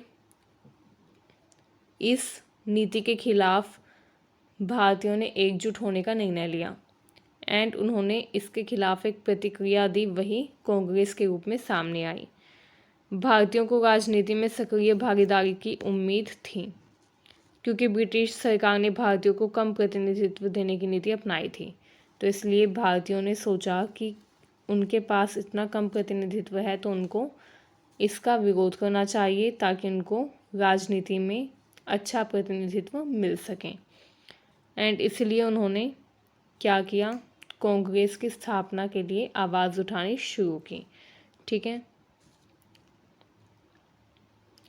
इसके अलावा ब्रिटिश शासन के खिलाफ भारतीयों की एकजुटता।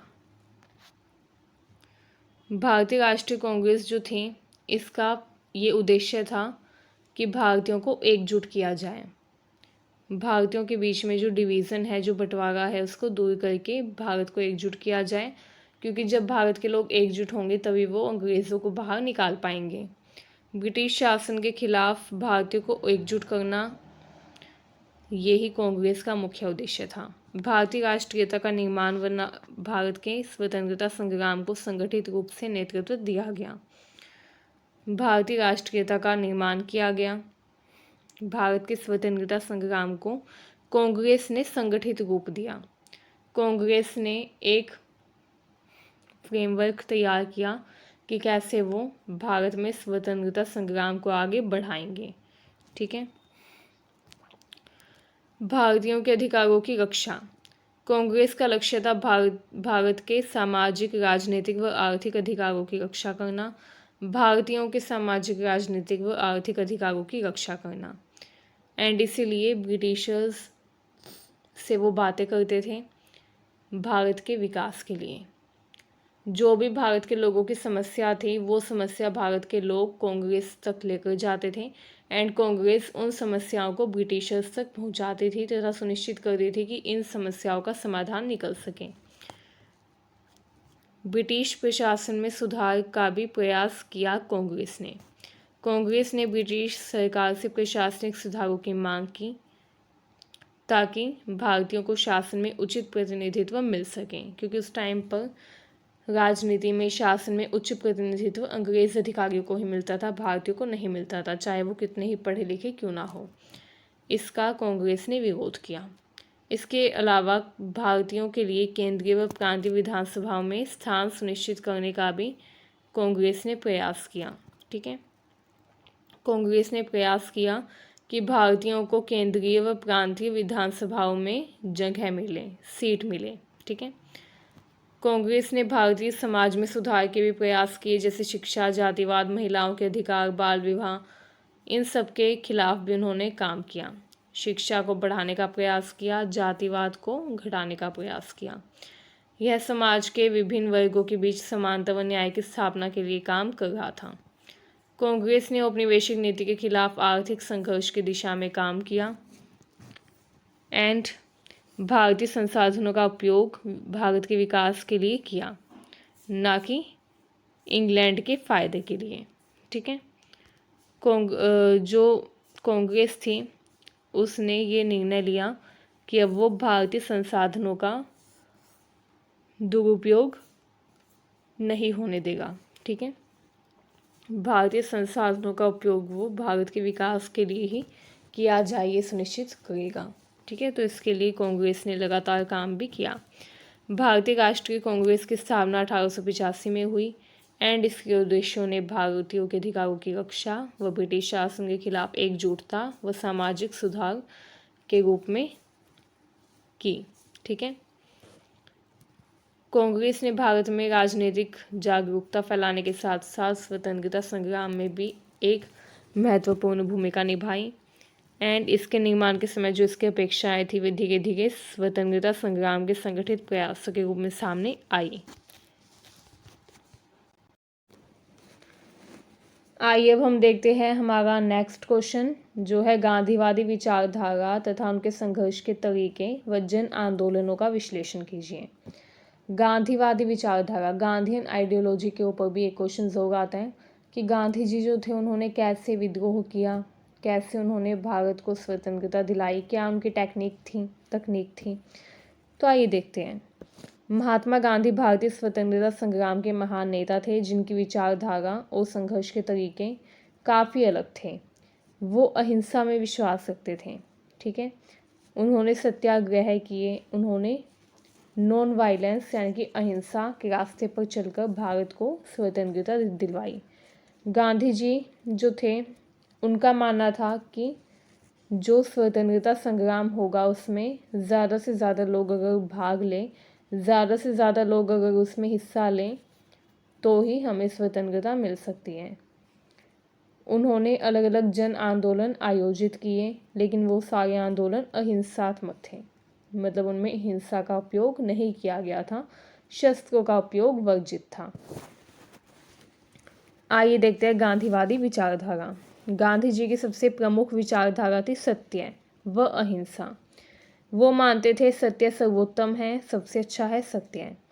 अहिंसा के माध्यम से ही न्याय की प्राप्ति हो सकती है।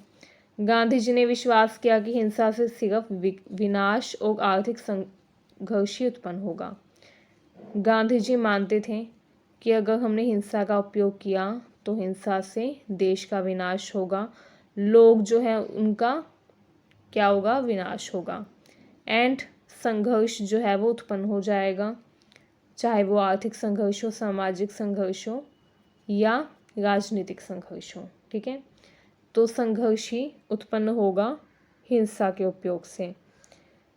जबकि अगर हमने अहिंसा का सहारा लिया, अहिंसा अगर हमने अपनाई तो इससे क्या होगा, समाज में शांति आएगी, समझदारी का निर्माण होगा, ठीक है। नेक्स्ट आता है आत्मनिर्भरता। गांधी जी ने स्वदेशी आंदोलन को बढ़ावा दिया तथा भारतीयों से विदेशी वस्तुओं का बहिष्कार करने की अपील की। महात्मा गांधी ने स्वदेशी आंदोलन चलाने के साथ ही आत्मनिर्भरता का संदेश भी दिया। उन्होंने कहा कि अगर हम स्वदेशी वस्तुएं उपयोग करेंगे, विदेशी वस्तुओं का बहिष्कार कर देंगे तो इससे भारत आत्मनिर्भर बनेगा। जो पैसा अभी भारत से बाहर जा रहा है, क्योंकि हम विदेशी सामान खरीद रहे हैं तो पैसा भी विदेश में जा रहा है, वो पैसा अगर हम भारत की वस्तुएं खरीदेंगे तो भारत में ही रहेगा, जिससे भारत का विकास होगा, भारत आत्मनिर्भर बनेगा। ये संदेश महात्मा गांधी ने दिया। उन्होंने स्वदेशी आंदोलन चलाया, विदेशी वस्तुओं का बहिष्कार किया। उनका उद्देश्य था भारत को आत्मनिर्भर बनाना तथा उन्होंने कहा कि भारत को खुद अपनी वस्तुएं, अपने उपयोग की वस्तुएं बनानी चाहिए। उन्होंने खादी को बढ़ावा दिया, स्वयं खादी पहनने की आदत डाली। नेक्स्ट है सत्याग्रह, निरंतर संघर्ष।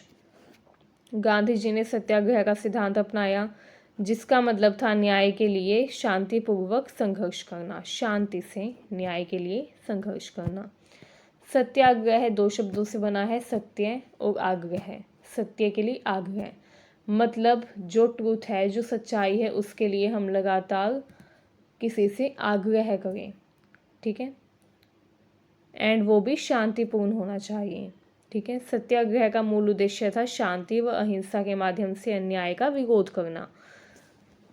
गांधी जी ने भारतीय समाज में जातिवाद का विरोध किया, असमानता के खिलाफ संघर्ष किया। उन्होंने हिंदू मुस्लिम एकता को बढ़ावा देने का प्रयास किया, भारतीय समाज में धर्मनिरपेक्षता की आवश्यकता को समझाया। आइए देखते हैं गांधी जी के संघर्ष के तरीके। असहमति का शांतिपूर्वक विरोध, सत्याग्रह। गांधी जी ने सत्याग्रह के माध्यम से ब्रिटिश शासन और उनकी नीतियों के खिलाफ विरोध किए। उनका विश्वास था शांतिपूर्ण विरोध से ही ब्रिटिश शासन को भारत में अपने अत्याचारों को समाप्त करने के लिए मजबूर किया जा सकता है। तो उन्होंने शांतिपूर्ण विरोध का संदेश दिया, क्योंकि गांधी जी मानते थे कि अगर हमने शस्त्र उठा लिए तो शस्त्र तो ब्रिटिशर्स के पास भी है, एंड ब्रिटिशर्स के पास तो बल्कि और भी एडवांस वेपन्स हैं, ठीक है, जैसे उनके पास बुलेट थी, पिस्तौल थी, ठीक है, लेकिन भारतीयों के पास शस्त्र के नाम पर सिर्फ तलवार, भाला, यही सब होता था। तो अगर हम कंपैरिजन करें तलवार भाले का एक बंदूक के साथ, गन के साथ, तो वो कभी नहीं हो सकता। तो इसीलिए वो मानते थे कि हमें शांतिपूर्ण विरोध ही करना होगा, क्योंकि अगर हमने अशांतिपूर्ण विरोध किया, अगर हमने हिंसा का उपयोग किया तो लाखों लोग मारे जाएंगे एंड जीत फिर भी ब्रिटिशर्स की ही होगी। ठीक है। उदाहरण के लिए चंपारण सत्याग्रह है, इसमें किसानों के अधिकारों के लिए गांधी जी ने संघर्ष किया जो कि शांतिपूर्ण था। इसके अलावा असहमति का नागरिक अवज्ञा या एक आंदोलन उन्होंने चलाया था, नॉन कोऑपरेशन मूवमेंट। ठीक है। असहयोग आंदोलन, इसमें गांधी जी ने कहा कि हम सहयोग ही ना करें। ठीक है। ब्रिटिशर्स भारत में इसलिए ही टिके हुए क्योंकि हम सहयोग कर रहे हैं। हम ब्रिटिशर्स के द्वारा खोले हुए जो संस्थान है, स्कूल कॉलेज, वहाँ पढ़ने जाते हैं। हम ब्रिटिशर्स के द्वारा बनाई गई वस्तुएं, ब्रिटेन में निर्मित वस्तुओं को खरीदते हैं जिससे उनके पास पैसा जा रहा है। ठीक है। तो हम ये करना छोड़ दें। ब्रिटिशर्स की जो नौकरी है वो हम छोड़ दें। तो अगर हम ब्रिटिशर्स को सहयोग करना छोड़ देंगे तो ब्रिटिशर्स यहाँ पर नहीं टिक पाएंगे। तो उन्होंने असहयोग आंदोलन चलाया। ठीक है। नमक सत्याग्रह किया 1930 में। भारत में ब्रिटिश नमक कानून का विरोध किया। ठीक है। गांधी जी ने अपनी दांडी यात्रा के दौरान नमक बनाने के लिए समुद्र तट की यात्रा की, जो ब्रिटिश शासन के लिए एक प्रतीकात्मक चुनौती थी। ये आंदोलन भारतीय जनता को एकजुट करने व सामूहिक प्रतिरोध को प्रेरित करने में सफल रहा। ठीक है। नेक्स्ट है असहमति का बहिष्कार, स्वदेशी आंदोलन। उन्होंने स्वदेशी आंदोलन जो था वो चलाया। गांधी जी ने भारतीयों से विदेशी वस्तुओं का बहिष्कार करने का आह्वान किया, खादी के कपड़े पहनने पर जोर दिया। ठीक है। गांधी जी के प्रमुख जन आंदोलन देखिए क्या क्या थे। नॉन कोऑपरेशन मूवमेंट, जैसे मैंने अभी बताया 1920 में। और सहयोग आंदोलन जिसे कहा जाता है, इसमें भारतीयों से ब्रिटिश शासन की संस्थाओं का बहिष्कार करने की अपील की कि हम भारतीय संस्थाओं में ही जाए, ब्रिटिशर्स के द्वारा बनाई गई संस्थाओं में ना जाए, चाहे वो स्कूल हो, कॉलेज हो, न्यायालय हो या कोई भी सरकारी सेवा हो। ठीक है। उसका बहिष्कार किया गया। ब्रिटिशर्स के द्वारा जो निर्मित वस्तुएं थी, कपड़े थे, उनकी होली जलाई गई। एंड भारतीय राष्ट्रीय कांग्रेस के द्वारा इस आंदोलन को भरपूर समर्थन मिला। एंड ये आंदोलन एक जन आंदोलन के रूप में उभरा। जन आंदोलन मतलब जिसमें जनता का एक बड़ा हिस्सा भाग ले। नेक्स्ट है सविनय अवज्ञा आंदोलन, 1930-31 में हुआ ये। इसमें गांधी जी ने भारतीयों से ब्रिटिश कानूनों का उल्लंघन करने का आह्वान किया। अब ये देखिए, नाम से पता चल गया सविनय अवज्ञा, मतलब विनय के साथ विद हम्बलनेस हम अवज्ञा करें, यानी कि मना कर दें।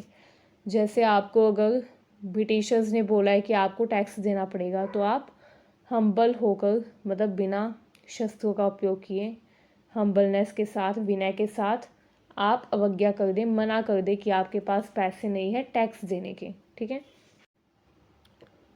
इसमें जो सबसे प्रसिद्ध आंदोलन था वो था नमक सत्याग्रह है। ठीक है। उस टाइम पर ब्रिटिशर्स ने कानून बना दिया था जिसमें उन्होंने नमक पर टैक्स लगा दिया। अब ये एक बहुत ही शोषणकारी कानून था, क्योंकि नमक का उत्पादन भारत में होता है। नमक जो है वो भारत में ही बनता है एंड अमीर गरीब सभी लोगों के लिए एक बेसिक चीज़ है। ठीक है। नमक का उपयोग हर व्यक्ति करता है, चाहे वो अमीर हो चाहे वो गरीब हो। एंड इसीलिए नमक पर टैक्स लगा देना गलत है। ठीक है। इसीलिए नमक सत्याग्रह आयोजित किया ब्रिटिशर्स के खिलाफ गांधी जी ने, जिसमें उन्होंने यात्रा की, दांडी यात्रा, एंड उन्होंने खुद लाखों लोगों के साथ मिलकर समुद्र के पानी से नमक तैयार किया एंड उस नमक का उपयोग किया बिना टैक्स को पे किए। इस तरीके से उन्होंने नमक कानून का उल्लंघन किया, नमक सत्याग्रह किया। ठीक है। ये आंदोलन भारत में राष्ट्रीय एकता व स्वतंत्रता के प्रति दृढ़ संकल्प का प्रतीक बन गया। लाखों लोगों ने, पुरुषों, महिलाओं ने, बच्चों ने, सभी ने इसमें पार्टिसिपेट किया। गांधी जी ने भारत छोड़ो आंदोलन भी किया 1942 में। महात्मा गांधी ने द्वितीय विश्व युद्ध के दौरान ब्रिटिश साम्राज्य से भारतीय स्वतंत्रता की मांग शुरू कर दी। इस आंदोलन ने भारतीय जनता को स्वतंत्रता की ओर एक निर्णायक कदम बढ़ाने में मदद दी, प्रेरित किया। निष्कर्ष देखिए, महात्मा गांधी की विचारधारा व संघर्ष के तरीके भारतीय स्वतंत्रता संग्राम का आधार बने। नेक्स्ट क्वेश्चन जो एग्जाम में आता है, देखिए, हिंदुस्तान सोशलिस्ट रिपब्लिक एसोसिएशन तथा भगत सिंह पर चर्चा कीजिए।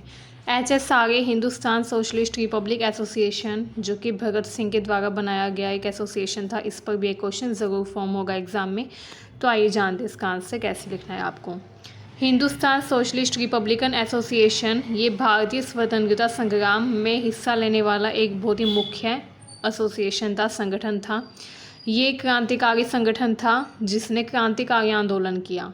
ये क्रांति में विश्वास रखते थे। आपको पता है भगत सिंह क्रांतिकारी थे एंड इसलिए उन्होंने जो संगठन बनाया, जिस संगठन का निर्माण किया, वो भी क्रांतिकारी तरीके से ही स्वतंत्रता प्राप्ति में विश्वास रखता था। इस संगठन का नेतृत्व युवा क्रांतिकारी भगत सिंह ने किया। HSRA के जो सदस्य थे वो भारतीय राष्ट्रीय कांग्रेस के धीरे धीरे सुधार करने के तरीके से असंतुष्ट थे। उस टाइम कांग्रेस जो थी वो धीरे धीरे सुधार आंदोलन चला रही थी। कांग्रेस धीरे धीरे अंग्रेज़ों के खिलाफ आंदोलन कर रही थी, जिससे स्वतंत्रता मिलने में या मांग पूरी होने में भी समय लग रहा था। इसीलिए भगत सिंह ने डिसाइड किया कि वो एक ऐसा एसोसिएशन बनाएंगे, एक ऐसा ऑर्गेनाइजेशन बनाएंगे जो कि हिंसक संघर्ष करेगा एंड हिंसक संघर्ष के ज़रिए बहुत ही जल्दी हमारी समस्याओं को दूर करने में मदद करेगा। ठीक है, तो उन्होंने एक हिंसक संघर्ष करने का निर्णय लिया एंड इसके लिए उन्होंने HSRA का गठन किया। HSRA जो है ये हिंसात्मक तरीके से संघर्ष करने में विश्वास रखता था तथा ये मानता था कि अगर हमें आज़ादी चाहिए तो हमें हिंसा करनी होगी। बिना हिंसा के इतनी जल्दी हमें इतनी आसानी से और इतने कम समय में आज़ादी नहीं मिल सकती। अगर हमें जल्दी कम समय में आज़ादी चाहिए तो हमें हिंसात्मक संघर्ष करना होगा। यही सोचकर HSRA का गठन भगत सिंह ने किया। भगत सिंह तथा उनके साथियों ने भारतीय स्वतंत्रता संग्राम में एक नई दिशा दी एंड उन्होंने एक प्रेरणा स्रोत के रूप में उनको इसलिए याद किया जाता है भगत सिंह ने, क्योंकि HSRA का गठन किया जो कि हिंसात्मक तरीके से स्वतंत्रता प्राप्ति करना चाहता था। इसीलिए काफ़ी सारे जो अन्य युवा थे उनको भी इसमें प्रेरणा मिली शामिल होने की, ताकि जल्दी से जल्दी आज़ादी प्राप्त की जा सके। आइए देखते हैं HSRA के गठन के बारे में। 1928 में इसका गठन हुआ। अब 1928 में जब HSRA का गठन किया गया, उस समय भगत सिंह, चंद्रशेखर आज़ाद, राजगुरु, सुखदेव तथा अन्य क्रांतिकारी युवा नेता जो थे वो आज़ादी के लिए क्रांतिकारी तरीकों को खोज रहे थे। वे विश्वास रखते थे हिंसा में एंड वो मानते थे कि कांग्रेस जो है उसने नरम तरीकों का उपयोग करके देख लिया, अब तक हमें आज़ादी नहीं मिली है। इसका मतलब ये है कि अंग्रेज़ जो है वो हमको आज़ादी नरमाई से नहीं देंगे, हमको हिंसक संघर्ष करना होगा, हमें क्रांति करनी होगी। ये फिर उन्होंने अपना मन बनाया। ठीक है, एंड इन सब ने मिलकर, इन सभी युवा नेताओं ने मिलकर HSRA का गठन किया। इस संगठन का उद्देश्य था स्वतंत्रता के लिए एक संघर्ष करना जो कि सशस्त्र हो।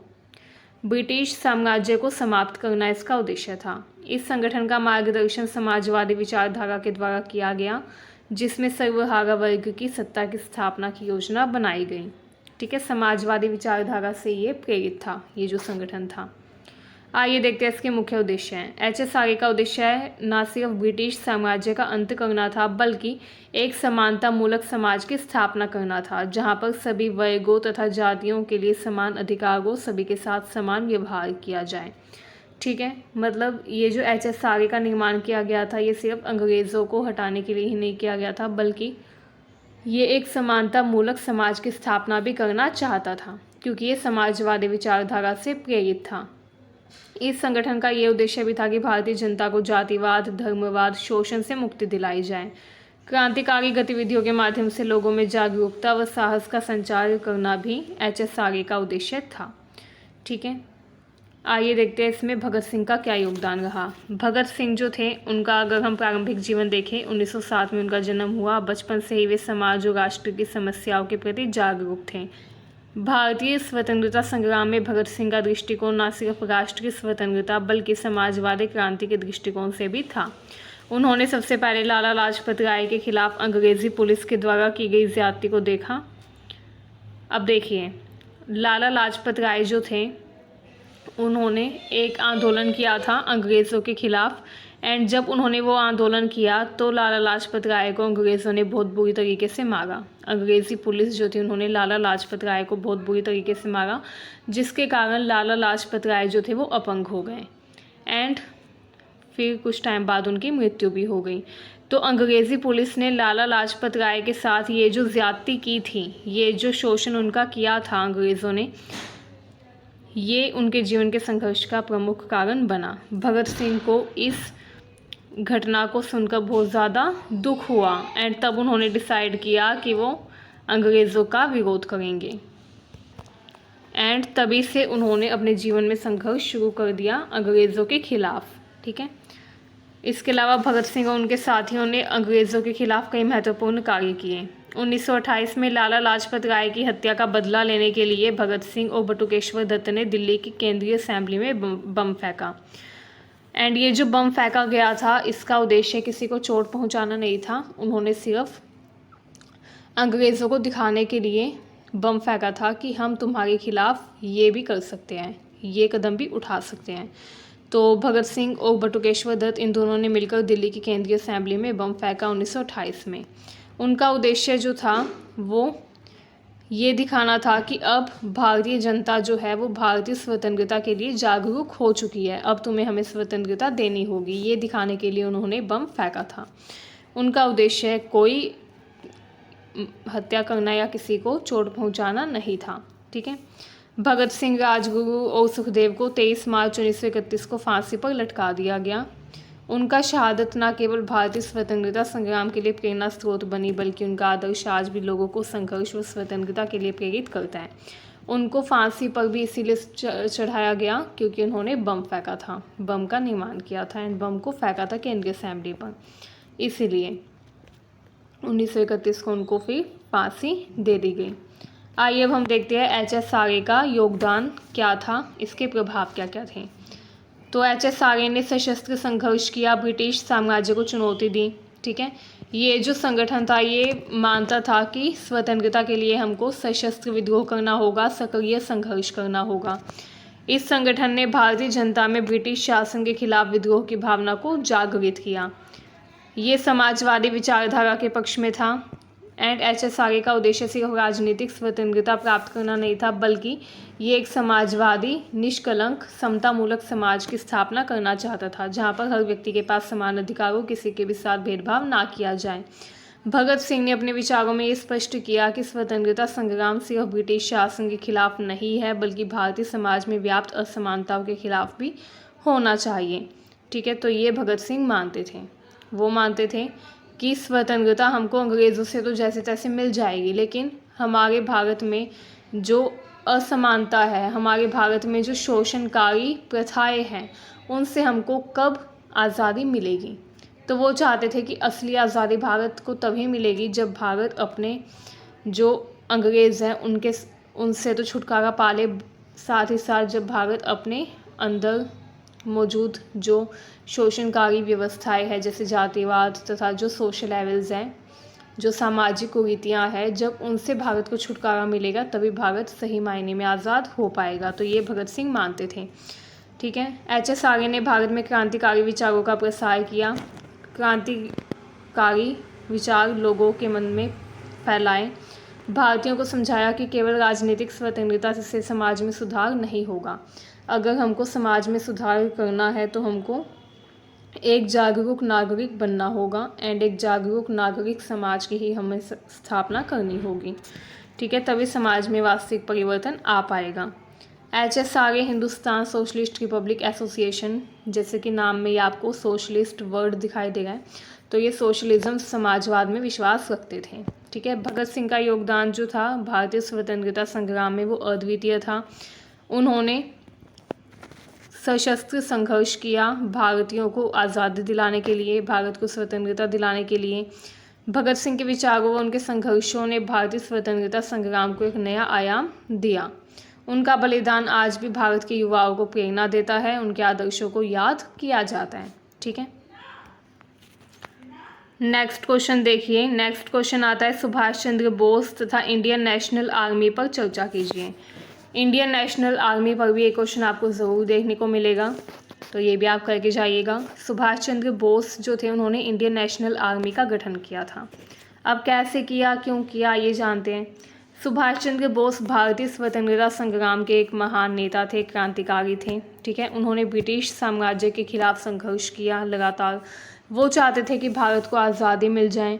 उन्होंने इंडियन नेशनल आर्मी का गठन किया तथा भारतीय स्वतंत्रता संग्राम को अंतर्राष्ट्रीय स्तर पर एक नया आयाम दिया।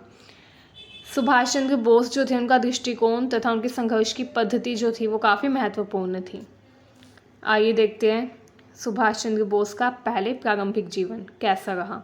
तो देखिए, सुभाष चंद्र बोस का जन्म 23 जनवरी 1897 को यानी कि 1897 को कटक उड़ीसा में हुआ।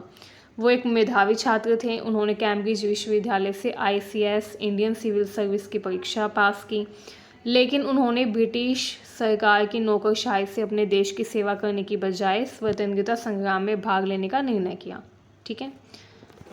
वो सुभाष चंद्र बोस जो थे वो इंडियन सिविल सर्विस का एग्ज़ाम जो कि ब्रिटिशर्स ने निकाला था भारत में ब्यूरोक्रेट्स को अपॉइंट करने के लिए, नौकरशाहों की अपॉइंटमेंट के लिए, नियुक्ति के लिए, उस एग्ज़ाम को, उस परीक्षा को सुभाष चंद्र बोस ने पास कर लिया था, ठीक है। इंडियन सिविल सर्विस का एग्ज़ाम उन्होंने पास कर लिया था, लेकिन वो चाहते थे कि वो भारत की सेवा ब्रिटिश सरकार की नौकरशाही में रहकर ना करें, बल्कि स्वतंत्रता संग्राम में भाग लेकर वो भारत की सेवा करना चाहते थे। इसलिए उन्होंने वो जो पोस्ट उन्हें दी गई थी नौकरशाही की, उसको उन्होंने त्याग दिया परीक्षा पास करने के बावजूद। बोस के जीवन में गांधी जी के विचारों का प्रभाव था। गांधी जी से वो काफ़ी ज़्यादा प्रभावित थे एंड गांधी जी के नेतृत्व में उन्होंने काफ़ी टाइम तक अपना समय व्यतीत किया, लेकिन गांधी जी के नेतृत्व से वो बाद में अलग हो गए। जब उन्होंने देखा कि गांधी जी सिर्फ अहिंसा का या अहिंसात्मक तरीके से विरोध करने का ही समर्थन करते हैं, तो वो गांधी जी के नेतृत्व से अलग हो गए एंड उन्होंने एक सशस्त्र संघर्ष का पक्ष लिया। सुभाष चंद्र बोस जो थे वो सशस्त्र क्रांति में या सशस्त्र संघर्ष में विश्वास रखते थे, हिंसा में विश्वास रखते थे। गांधी जी से अलग रुख उन्होंने अपनाया। हालांकि सुभाष चंद्र बोस वो भारतीय राष्ट्रीय कांग्रेस के भी एक महत्वपूर्ण नेता थे एंड वो शुरुआती काल में गांधी जी के अहिंसा व सत्याग्रह के सिद्धांतों को मानते थे, लेकिन बाद में वो गांधी जी के अहिंसा व सत्याग्रह के सिद्धांतों से असहमत हो गए, ठीक है। उन्होंने ये माना कि ब्रिटिश साम्राज्य को अगर हमें ख़त्म करना है तो अहिंसा और सत्याग्रह से काम नहीं चलेगा, ठीक है। शुरुआत में वो गांधी जी के नेतृत्व में रहकर काफ़ी टाइम तक विरोध करते रहे अंग्रेज़ों का, लेकिन उन्होंने फिर ये महसूस किया कि अहिंसा और सत्याग्रह से कुछ नहीं हासिल होगा, ठीक है। ब्रिटिश साम्राज्य को ख़त्म करना है तो हिंसक संघर्ष ज़रूरी है, इसलिए फिर वो गांधी जी के अहिंसा व सत्याग्रह के सिद्धांतों से असहमत हो गए, ठीक है। उन्होंने हिंसक संघर्ष करने का निर्णय लिया क्योंकि वो मानते थे कि ब्रिटिश शासन सिर्फ दबाव और बल से ही समाप्त हो सकता है। इसके परिणाम स्वरूप ही सुभाष चंद्र बोस ने गांधी जी के नेतृत्व वाले कांग्रेस से अलग होकर एक सशस्त्र क्रांति की राह अपनाई। बाद में वो कांग्रेस से अलग हो गए एंड उन्होंने एक सशस्त्र क्रांति की योजना बनाई, ठीक है। उन्होंने INA इंडियन नेशनल आर्मी का गठन किया। सुभाष चंद्र बोस ने 1942 में सिंगापुर में INA की स्थापना की। भारत से बाहर उन्होंने एक आर्मी बनाई। ये जो आर्मी थी इसमें हालांकि भारतीय लोग ही शामिल थे, वो भारतीय लोग जो कि विदेश गए थे, ठीक है। ये जो सेना थी ये ब्रिटिश साम्राज्य के खिलाफ भारतीय स्वतंत्रता संग्राम को अंतर्राष्ट्रीय स्तर पर विस्तार देने का एक प्रमुख प्रयास था। INA का उद्देश्य था ब्रिटिश शासन को उखाड़ फेंकना, भारतीय स्वतंत्रता की प्राप्ति के लिए सशस्त्र संघर्ष करना एंड भारत को आज़ादी दिलाना, ठीक है। सुभाष चंद्र बोस ने जापान और अन्य शत्रु देशों से सहयोग प्राप्त किया तथा INA को प्रशिक्षित किया, ट्रेंड किया, जिसमें उन्होंने भारतीय नागरिकों को भी भर्ती किया। INA की संरचना की अगर हम बात करें तो INA का मुख्यालय सिंगापुर में था क्योंकि इसका गठन भी सिंगापुर में किया गया था एंड ये संगठन भारतीय सैनिकों का एक बड़ा समूह था जिसे बोस ने प्रशिक्षित किया। INA में भारतीय सैनिक ही थे एंड इनको ट्रेनिंग खुद सुभाष चंद्र बोस ने दी थी। इस सेना ने दक्षिण पूर्व एशिया में जापानी सैनिकों के साथ मिलकर ब्रिटिश साम्राज्य के खिलाफ कई युद्धों में भाग लिया। ठीक है। एंड आईएनए ने 1944 में कुरिचन संघर्ष में भी हिस्सा लिया। भारतीय भूमि पर ब्रिटिश सैन्य ठिकानों पर हमले किए। इस संघर्ष ने भारतीय जनता को यह संदेश दिया कि स्वतंत्रता प्राप्ति के लिए अहिंसा ही नहीं बल्कि संगठित सशस्त्र संघर्ष होना भी ज़रूरी है। जब तक हम शस्त्र नहीं उठाएंगे तब तक आज़ादी नहीं मिल सकती। ठीक है। सुभाष चंद्र बोस की विचारधारा की बात करें तो वो स्वतंत्रता की प्राप्ति को मुख्य मानते थे एंड स्वतंत्रता की प्राप्ति के लिए वो हिंसा को या हिंसात्मक तरीकों को अपनाने में विश्वास रखते थे। ठीक है। सुभाष चंद्र बोस का मानना था कि भारतीय स्वतंत्रता संग्राम को गांधी जी के अहिंसा के रास्ते से अलग एक नए और निर्णायक तरीके की ज़रूरत है। अगर हम गांधी जी के अहिंसा तथा सत्याग्रह वाले रास्ते पर चलते रहेंगे तो आज़ादी मिलने में हमें कई वर्ष लग जाएंगे। एंड इसलिए सुभाष चंद्र बोस मानते थे कि हमको एक नया रास्ता ढूंढना होगा, हिंसात्मक रास्ता ढूंढना होगा। हमें हिंसात्मक संघर्ष का रास्ता अपनाना होगा, तभी आज़ादी मिलेगी। उनका विश्वास था यदि भारत को स्वतंत्रता प्राप्त करनी है तो इसके लिए सशस्त्र संघर्ष तथा भारी सहयोग की आवश्यकता होगी। बोस ने जापान और जर्मनी से समर्थन लिया क्योंकि वे जानते थे कि युद्ध के समय यह देश ब्रिटिश साम्राज्य के खिलाफ खड़े होंगे। ठीक है। बोस जो थे, सुभाष चंद्र बोस, वो जानते थे कि जापान और जर्मनी जो है वो ब्रिटेन के शत्रु हैं एंड अगर ब्रिटेन भारत पर हमला कर देता है तो जापान और जर्मनी जो है वो उनसे लड़ेगा, ब्रिटिशर से लड़ेगा। इसलिए सुभाष चंद्र बोस ने जापान और जर्मनी का समर्थन लिया। ठीक है। ताकि युद्ध अगर हो तो जापान और जर्मनी जो है वो ब्रिटेन के खिलाफ खड़े रहें। एंड इस तरीके से उन्होंने आईएनए का गठन किया, उसको प्रशिक्षित किया। सुभाष चंद्र बोस के अनुसार ब्रिटिश साम्राज्य का अंत तभी संभव है जब भारतीय सैनिक व जनमानस सक्रिय रूप से संघर्ष में भाग लें। मतलब एक्टिवली हमें इंगेज होना पड़ेगा युद्ध में, तभी हमको आज़ादी मिलेगी। उन्होंने भारतीय सेना को ये संदेश दिया कि वे केवल अंग्रेज़ों के गुलाम नहीं है बल्कि स्वतंत्रता प्राप्त करने का हक रखते हैं। इसलिए उन्होंने लोगों को जागरूक किया स्वतंत्रता प्राप्ति के लिए, सैनिकों को जागरूक किया स्वतंत्रता प्राप्ति के लिए। आईएनए का अगर हम प्रभाव देखें भारतीय स्वतंत्रता संग्राम में तो आईएनए जो था इसने काफ़ी वीरतापूर्ण संघर्ष किया, भारतीय जनता के लिए एक प्रेरणा बना। हालांकि आईएनए को युद्ध के बाद ब्रिटिश सरकार ने दमन की नीति अपनाकर इसका दमन कर दिया। ठीक है। आईएनए जो था इसका दमन ब्रिटिश सरकार ने कर दिया, लेकिन इसके बावजूद भारतीय स्वतंत्रता संग्राम में एक नए रूप की क्रांति का इसने आरंभ किया। सुभाष चंद्र बोस की मृत्यु 1945 में हुई एक विमान दुर्घटना में एंड इस तरीके से उनका जो संघर्ष था स्वतंत्रता संग्राम के लिए वो भी खत्म हुआ। लेकिन उनके जो विचार थे तथा उनके संघर्ष के जो विचार थे भारतीय स्वतंत्रता संग्राम के लिए वो हमेशा लोगों को प्रेरणा देते रहे। बोस ने भारतीय स्वतंत्रता संग्राम को एक अंतर्राष्ट्रीय दृष्टिकोण से देखा एंड उनके विचार आज भी भारतीय राजनीति व समाज पर प्रभाव डालते हैं। ठीक है। सुभाष चंद्र बोस तथा आईएनए ने भारतीय स्वतंत्रता संग्राम को एक नई दिशा दी। बोस का विश्वास था कि ब्रिटिश साम्राज्य को समाप्त करने के लिए हमें सशस्त्र संघर्ष करना होगा एंड इसलिए उन्होंने आईएनए का गठन किया। उनकी वीरता तथा उनका संघर्ष भारतीय स्वतंत्रता संग्राम का एक अभिन्न हिस्सा बन गया। ठीक है। नेक्स्ट और लास्ट जो इम्पोर्टेंट क्वेश्चन आता है वो आता है भारत में सांप्रदायिक राजनीति के उदय तथा स्वतंत्रता व विभाजन की प्रक्रिया पर चर्चा कीजिए। तो भारत में सांप्रदायिक राजनीति की अगर हम बात करें, सांप्रदायिक राजनीति का मतलब होता है वो राजनीति जिसमें अलग अलग संप्रदाय के लोग अलग अलग प्रतिनिधियों को चुनते हैं। ठीक है। जैसे हिंदू संप्रदाय के लोग सिर्फ हिंदुओं को चुनेंगे खुद पर शासन करने के लिए, मुस्लिम संप्रदाय के जो लोग हैं वो सिर्फ मुस्लिम प्रतिनिधियों को ही चुनेंगे अपने प्रतिनिधि के रूप में। तो वो जो राजनीति होती है वो सांप्रदायिक राजनीति होती है। ठीक है। लेकिन ये जो सांप्रदायिक राजनीति है इससे क्या होता है, विभाजन हो जाता है। इसलिए महात्मा गांधी भी सांप्रदायिक राजनीति के पक्ष में नहीं थे। ठीक है। भारत में सांप्रदायिक राजनीति का उदय व स्वतंत्रता संग्राम के साथ विभाजन की प्रक्रिया दोनों एक दूसरे से जुड़े हुए हैं। भारतीय राष्ट्रीय आंदोलन के दौरान भी हमें सांप्रदायिक राजनीति देखने को मिली।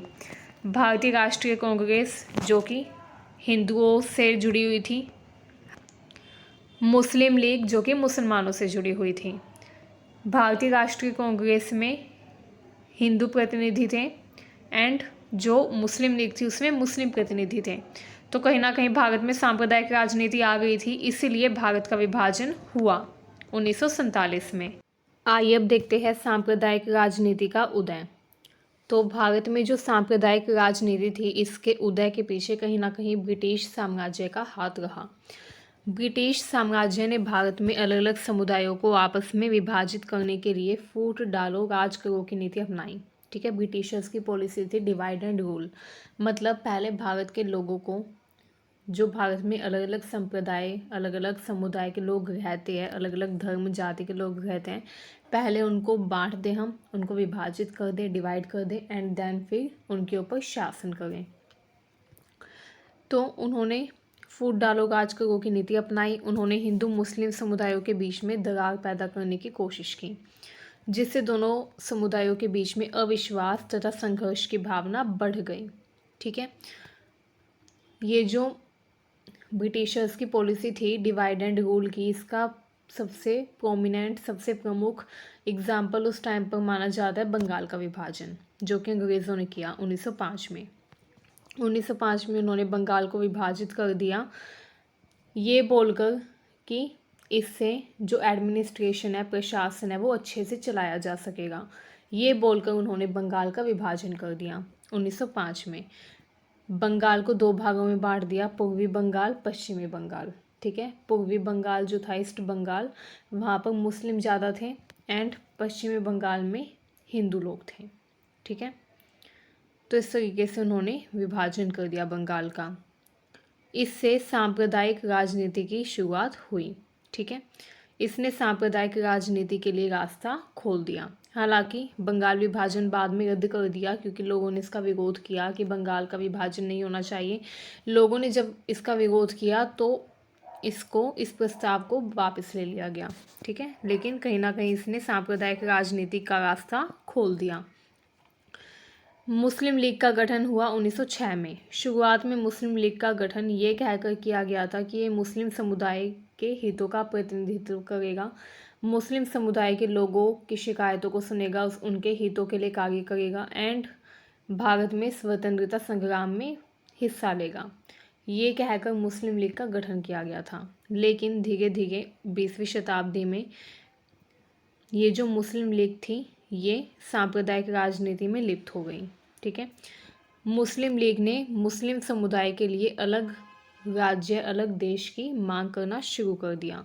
ये मांग 1940 में लाहौर प्रस्ताव के रूप में स्पष्ट रूप से सामने आई, जिसमें मुस्लिम राज्य, मुस्लिम देश पाकिस्तान की मांग की गई। ठीक है, भारतीय राष्ट्रीय कांग्रेस तथा सांप्रदायिक राजनीति। अब देखिए, कांग्रेस की जो भूमिका थी, उसने पहले भारतीय समाज के एकीकरण पर जोर दिया। कांग्रेस मानती थी कि भारत का एकीकरण होना चाहिए, यूनिफिकेशन होना चाहिए, तथा ब्रिटिश साम्राज्य के खिलाफ सभी भारतीयों को एकजुट करने का इसने प्रयास किया। किसने? इंडियन नेशनल कांग्रेस ने, भारतीय राष्ट्रीय कांग्रेस ने। ठीक है, लेकिन जैसे जैसे समय बीतता गया, कांग्रेस में सभी सांप्रदायिक ध्रुवीकरण की प्रवृत्तियां बढ़ने लग गईं। शुरुआत में कांग्रेस जो थी, इसने भारतीय समाज के एकीकरण पर जोर दिया, लेकिन धीरे धीरे कांग्रेस जो थी वो भी सांप्रदायिक ध्रुवीकरण की तरफ बढ़ने लग गई। कांग्रेस के अंदर कुछ ऐसे नेता आए जिन्होंने सांप्रदायिक राजनीति के खिलाफ भी आवाज़ उठाई, जैसे बाल गंगाधर तिलक, ठीक है, सुब्रमण्यम अय्यर। इन्होंने सांप्रदायिक राजनीति के खिलाफ आवाज़ उठाई, विरोध किया। इस तरीके से कई बार कांग्रेस को भी सांप्रदायिक तनाव का सामना करना पड़ा। महात्मा गांधी जो थे, उन्होंने भारतीय समाज की एकता पर जोर दिया एंड इसलिए उन्होंने कहा कि सांप्रदायिक राजनीति एकता के लिए खतरा है। उन्होंने सांप्रदायिक राजनीति को भारतीय एकता के लिए खतरा बताया। ये कहा कि अगर भारतीय एकता को हम बनाए रखना चाहते हैं तो सांप्रदायिक राजनीति का हमें विरोध करना होगा। ये सोच थी महात्मा गांधी की। उनका मानना था भारत में हिंदू मुसलमानों के बीच में कोई भी भेद नहीं होना चाहिए। गांधी जी ने खिलाफत आंदोलन में भाग लिया 1920 में, जिसका उद्देश्य था मुसलमानों के धार्मिक अधिकारों की रक्षा करना। हालांकि गांधी जी की ये कोशिश कुछ हद तक सफल रही, लेकिन विभाजन के बाद भी सांप्रदायिक तनाव बढ़ता गया। मुस्लिम लीग ने 1940 में लाहौर प्रस्ताव के जरिए पाकिस्तान की मांग की। ये प्रस्ताव मुस्लिम समुदाय के लिए एक अलग राज्य की मांग करता था।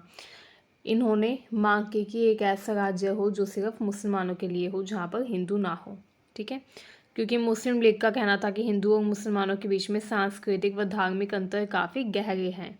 एंड क्योंकि उनके बीच में धार्मिक अंतर, सांस्कृतिक अंतर इतने गहरे हैं, तो वो एक ही राष्ट्र में नहीं रह सकते। इसने भारतीय राजनीति को और भी ज़्यादा सांप्रदायिक बना दिया एंड एक ऐसे माहौल का निर्माण किया जिसने भारतीय राष्ट्रीय कांग्रेस तथा मुस्लिम लीग के बीच समझौता संभव होने की जगह असंभव कर दिया। ठीक है, इस तरीके से एक ऐसे माहौल का निर्माण हुआ भारतीय राजनीति में जो कि सांप्रदायिक था एंड जिसने भारतीय राष्ट्रीय कांग्रेस तथा मुस्लिम लीग के बीच में किसी भी समझौते को असंभव बना दिया। सांप्रदायिक राजनीति की वजह से 1947 में भारत का विभाजन हुआ। विभाजन के समय लाखों लोग बेघर हो गए, लाखों लोगों का पलायन हुआ, क्योंकि कुछ लोग थे जो कि पाकिस्तान में रहते थे, जो कि हिंदू थे, उनको भारत में आना पड़ा रातों रात, अपना घर, अपना सब कुछ छोड़कर, अपना घर, रोजगार सब कुछ छोड़कर उनको शरणार्थी बनकर दूसरे देश में आकर रहना पड़ा। ठीक है, इस तरीके से लाखों लोगों का पलायन हुआ। सांप्रदायिक हिंसा हुई। सांप्रदायिक हिंसा मतलब जब एक संप्रदाय के लोग दूसरे संप्रदाय के लोगों को मारते हैं। तो इस तरीके से काफ़ी सांप्रदायिक हिंसा उस टाइम पर देखी गई। ठीक है, हिंदुओं और मुसलमानों के बीच विभाजन के कारण पाकिस्तान को एक मुस्लिम राज्य के रूप में स्थापित किया गया। ठीक है, पाकिस्तान जो था उसको एक मुस्लिम राज्य बना दिया गया एंड भारत को एक धर्मनिरपेक्ष लोकतंत्र के रूप में रखा गया। विभाजन ने न केवल राजनीतिक व भूगोलिक सीमा बनाई, बल्कि यह मानसिक व सांप्रदायिक विभाजन भी लेकर आया। आइए अब हम देखते हैं विभाजन के परिणाम। भारत का जो विभाजन हुआ था और पाकिस्तान का जो गठन हुआ था, वो न केवल राजनीतिक रूप से बल्कि सामाजिक रूप से भी एक बहुत ही बड़ी घटना थी, क्योंकि इसका राजनीतिक प्रभाव के साथ साथ सामाजिक प्रभाव भी देखा गया। विभाजन के कारण लाखों लोग घरों से बेघर हो गए। सांप्रदायिक हिंसा ने देश भर में भय, डर, अशांति का माहौल बना दिया। विभाजन के परिणाम स्वरूप भारत व पाकिस्तान के बीच सदियों तक तनावपूर्ण संबंध बने रहे, जो कि आज भी जारी हैं। ठीक है, सांप्रदायिक तनाव जो है वो काफ़ी ज़्यादा प्रबल हो गया। सांप्रदायिक राजनीति और विभाजन ने भारतीय राजनीति में काफ़ी गहरा प्रभाव छोड़ा। धर्म के आधार पर राजनीति करने की प्रवृत्ति आज भी कई जगह हमें देखने को मिलती है। हालांकि भारत एक धर्मनिरपेक्ष राज्य है, लेकिन सांप्रदायिक राजनीति का प्रभाव कई बार भारतीय समाज में विभाजन की भावना को बढ़ाता है एंड बढ़ाते हुए नजर आता है। तो इस तरीके से निष्कर्ष देखिए, भारत में सांप्रदायिक राजनीति का उदय और विभाजन की जो प्रक्रिया थी उसने भारतीय स्वतंत्रता संग्राम को एक नया रूप दिया एंड ब्रिटिश साम्राज्य ने धार्मिक व सांप्रदायिक विभाजन की नीति अपनाकर भारतीय समाज को तोड़कर उसको विभाजन की कगार पर पहुंचाया, जिसके परिणाम स्वरूप पाकिस्तान का गठन हुआ। भारत एक धर्मनिरपेक्ष लोकतंत्र बना। हालांकि भारतीय राष्ट्रीय कांग्रेस व गांधी जी ने इस विभाजन को रोकने की कोशिश की, लेकिन सांप्रदायिक राजनीति व मुस्लिम लीग की पाकिस्तान की मांग ने विभाजन को अपरिहार्य बना दिया। अपरिहार्य मतलब जिसे टाला ना जा सके एंड फिर विभाजन भारत में हुआ। ठीक है, तो यहीं पर हमारे सारे इंपॉर्टेंट क्वेश्चंस कवर होते हैं। ये क्वेश्चंस काफ़ी इंपॉर्टेंट थे एग्ज़ाम के लिए, एग्ज़ाम में ज़रूर पूछे जाते हैं, तो आप अच्छे से ये क्वेश्चन करके जाइएगा। एंड अगर आप ये क्वेश्चन अच्छे से कर लेते हैं तो एग्ज़ाम में आपके काफ़ी अच्छे मार्क्स आएंगे, इसलिए इन क्वेश्चंस को आप अच्छे से कीजिएगा। एंड आपने एक बात नोटिस की होगी कि हर क्वेश्चन में हमने निष्कर्ष भी लिया है आंसर में, तो आप भी अगर अपने क्वेश्चन के आंसर में एग्ज़ाम में निष्कर्ष लिखते हैं लास्ट में, तो आपको आपका जो आंसर है काफ़ी इफ़ेक्टिव बन जाएगा। तो आप भी निष्कर्ष ज़रूर लिखिएगा अपने पूरे आंसर का। ठीक है, हर क्वेश्चन में, एग्ज़ाम में कोई भी क्वेश्चन चाहे पूछा जाए। तो अगर आपको वीडियो अच्छी लगी हो तो चैनल को सब्सक्राइब करें, वीडियो को शेयर करें अपने दोस्तों के पास ताकि उनकी भी हेल्प हो सके। Thank you for watching this video.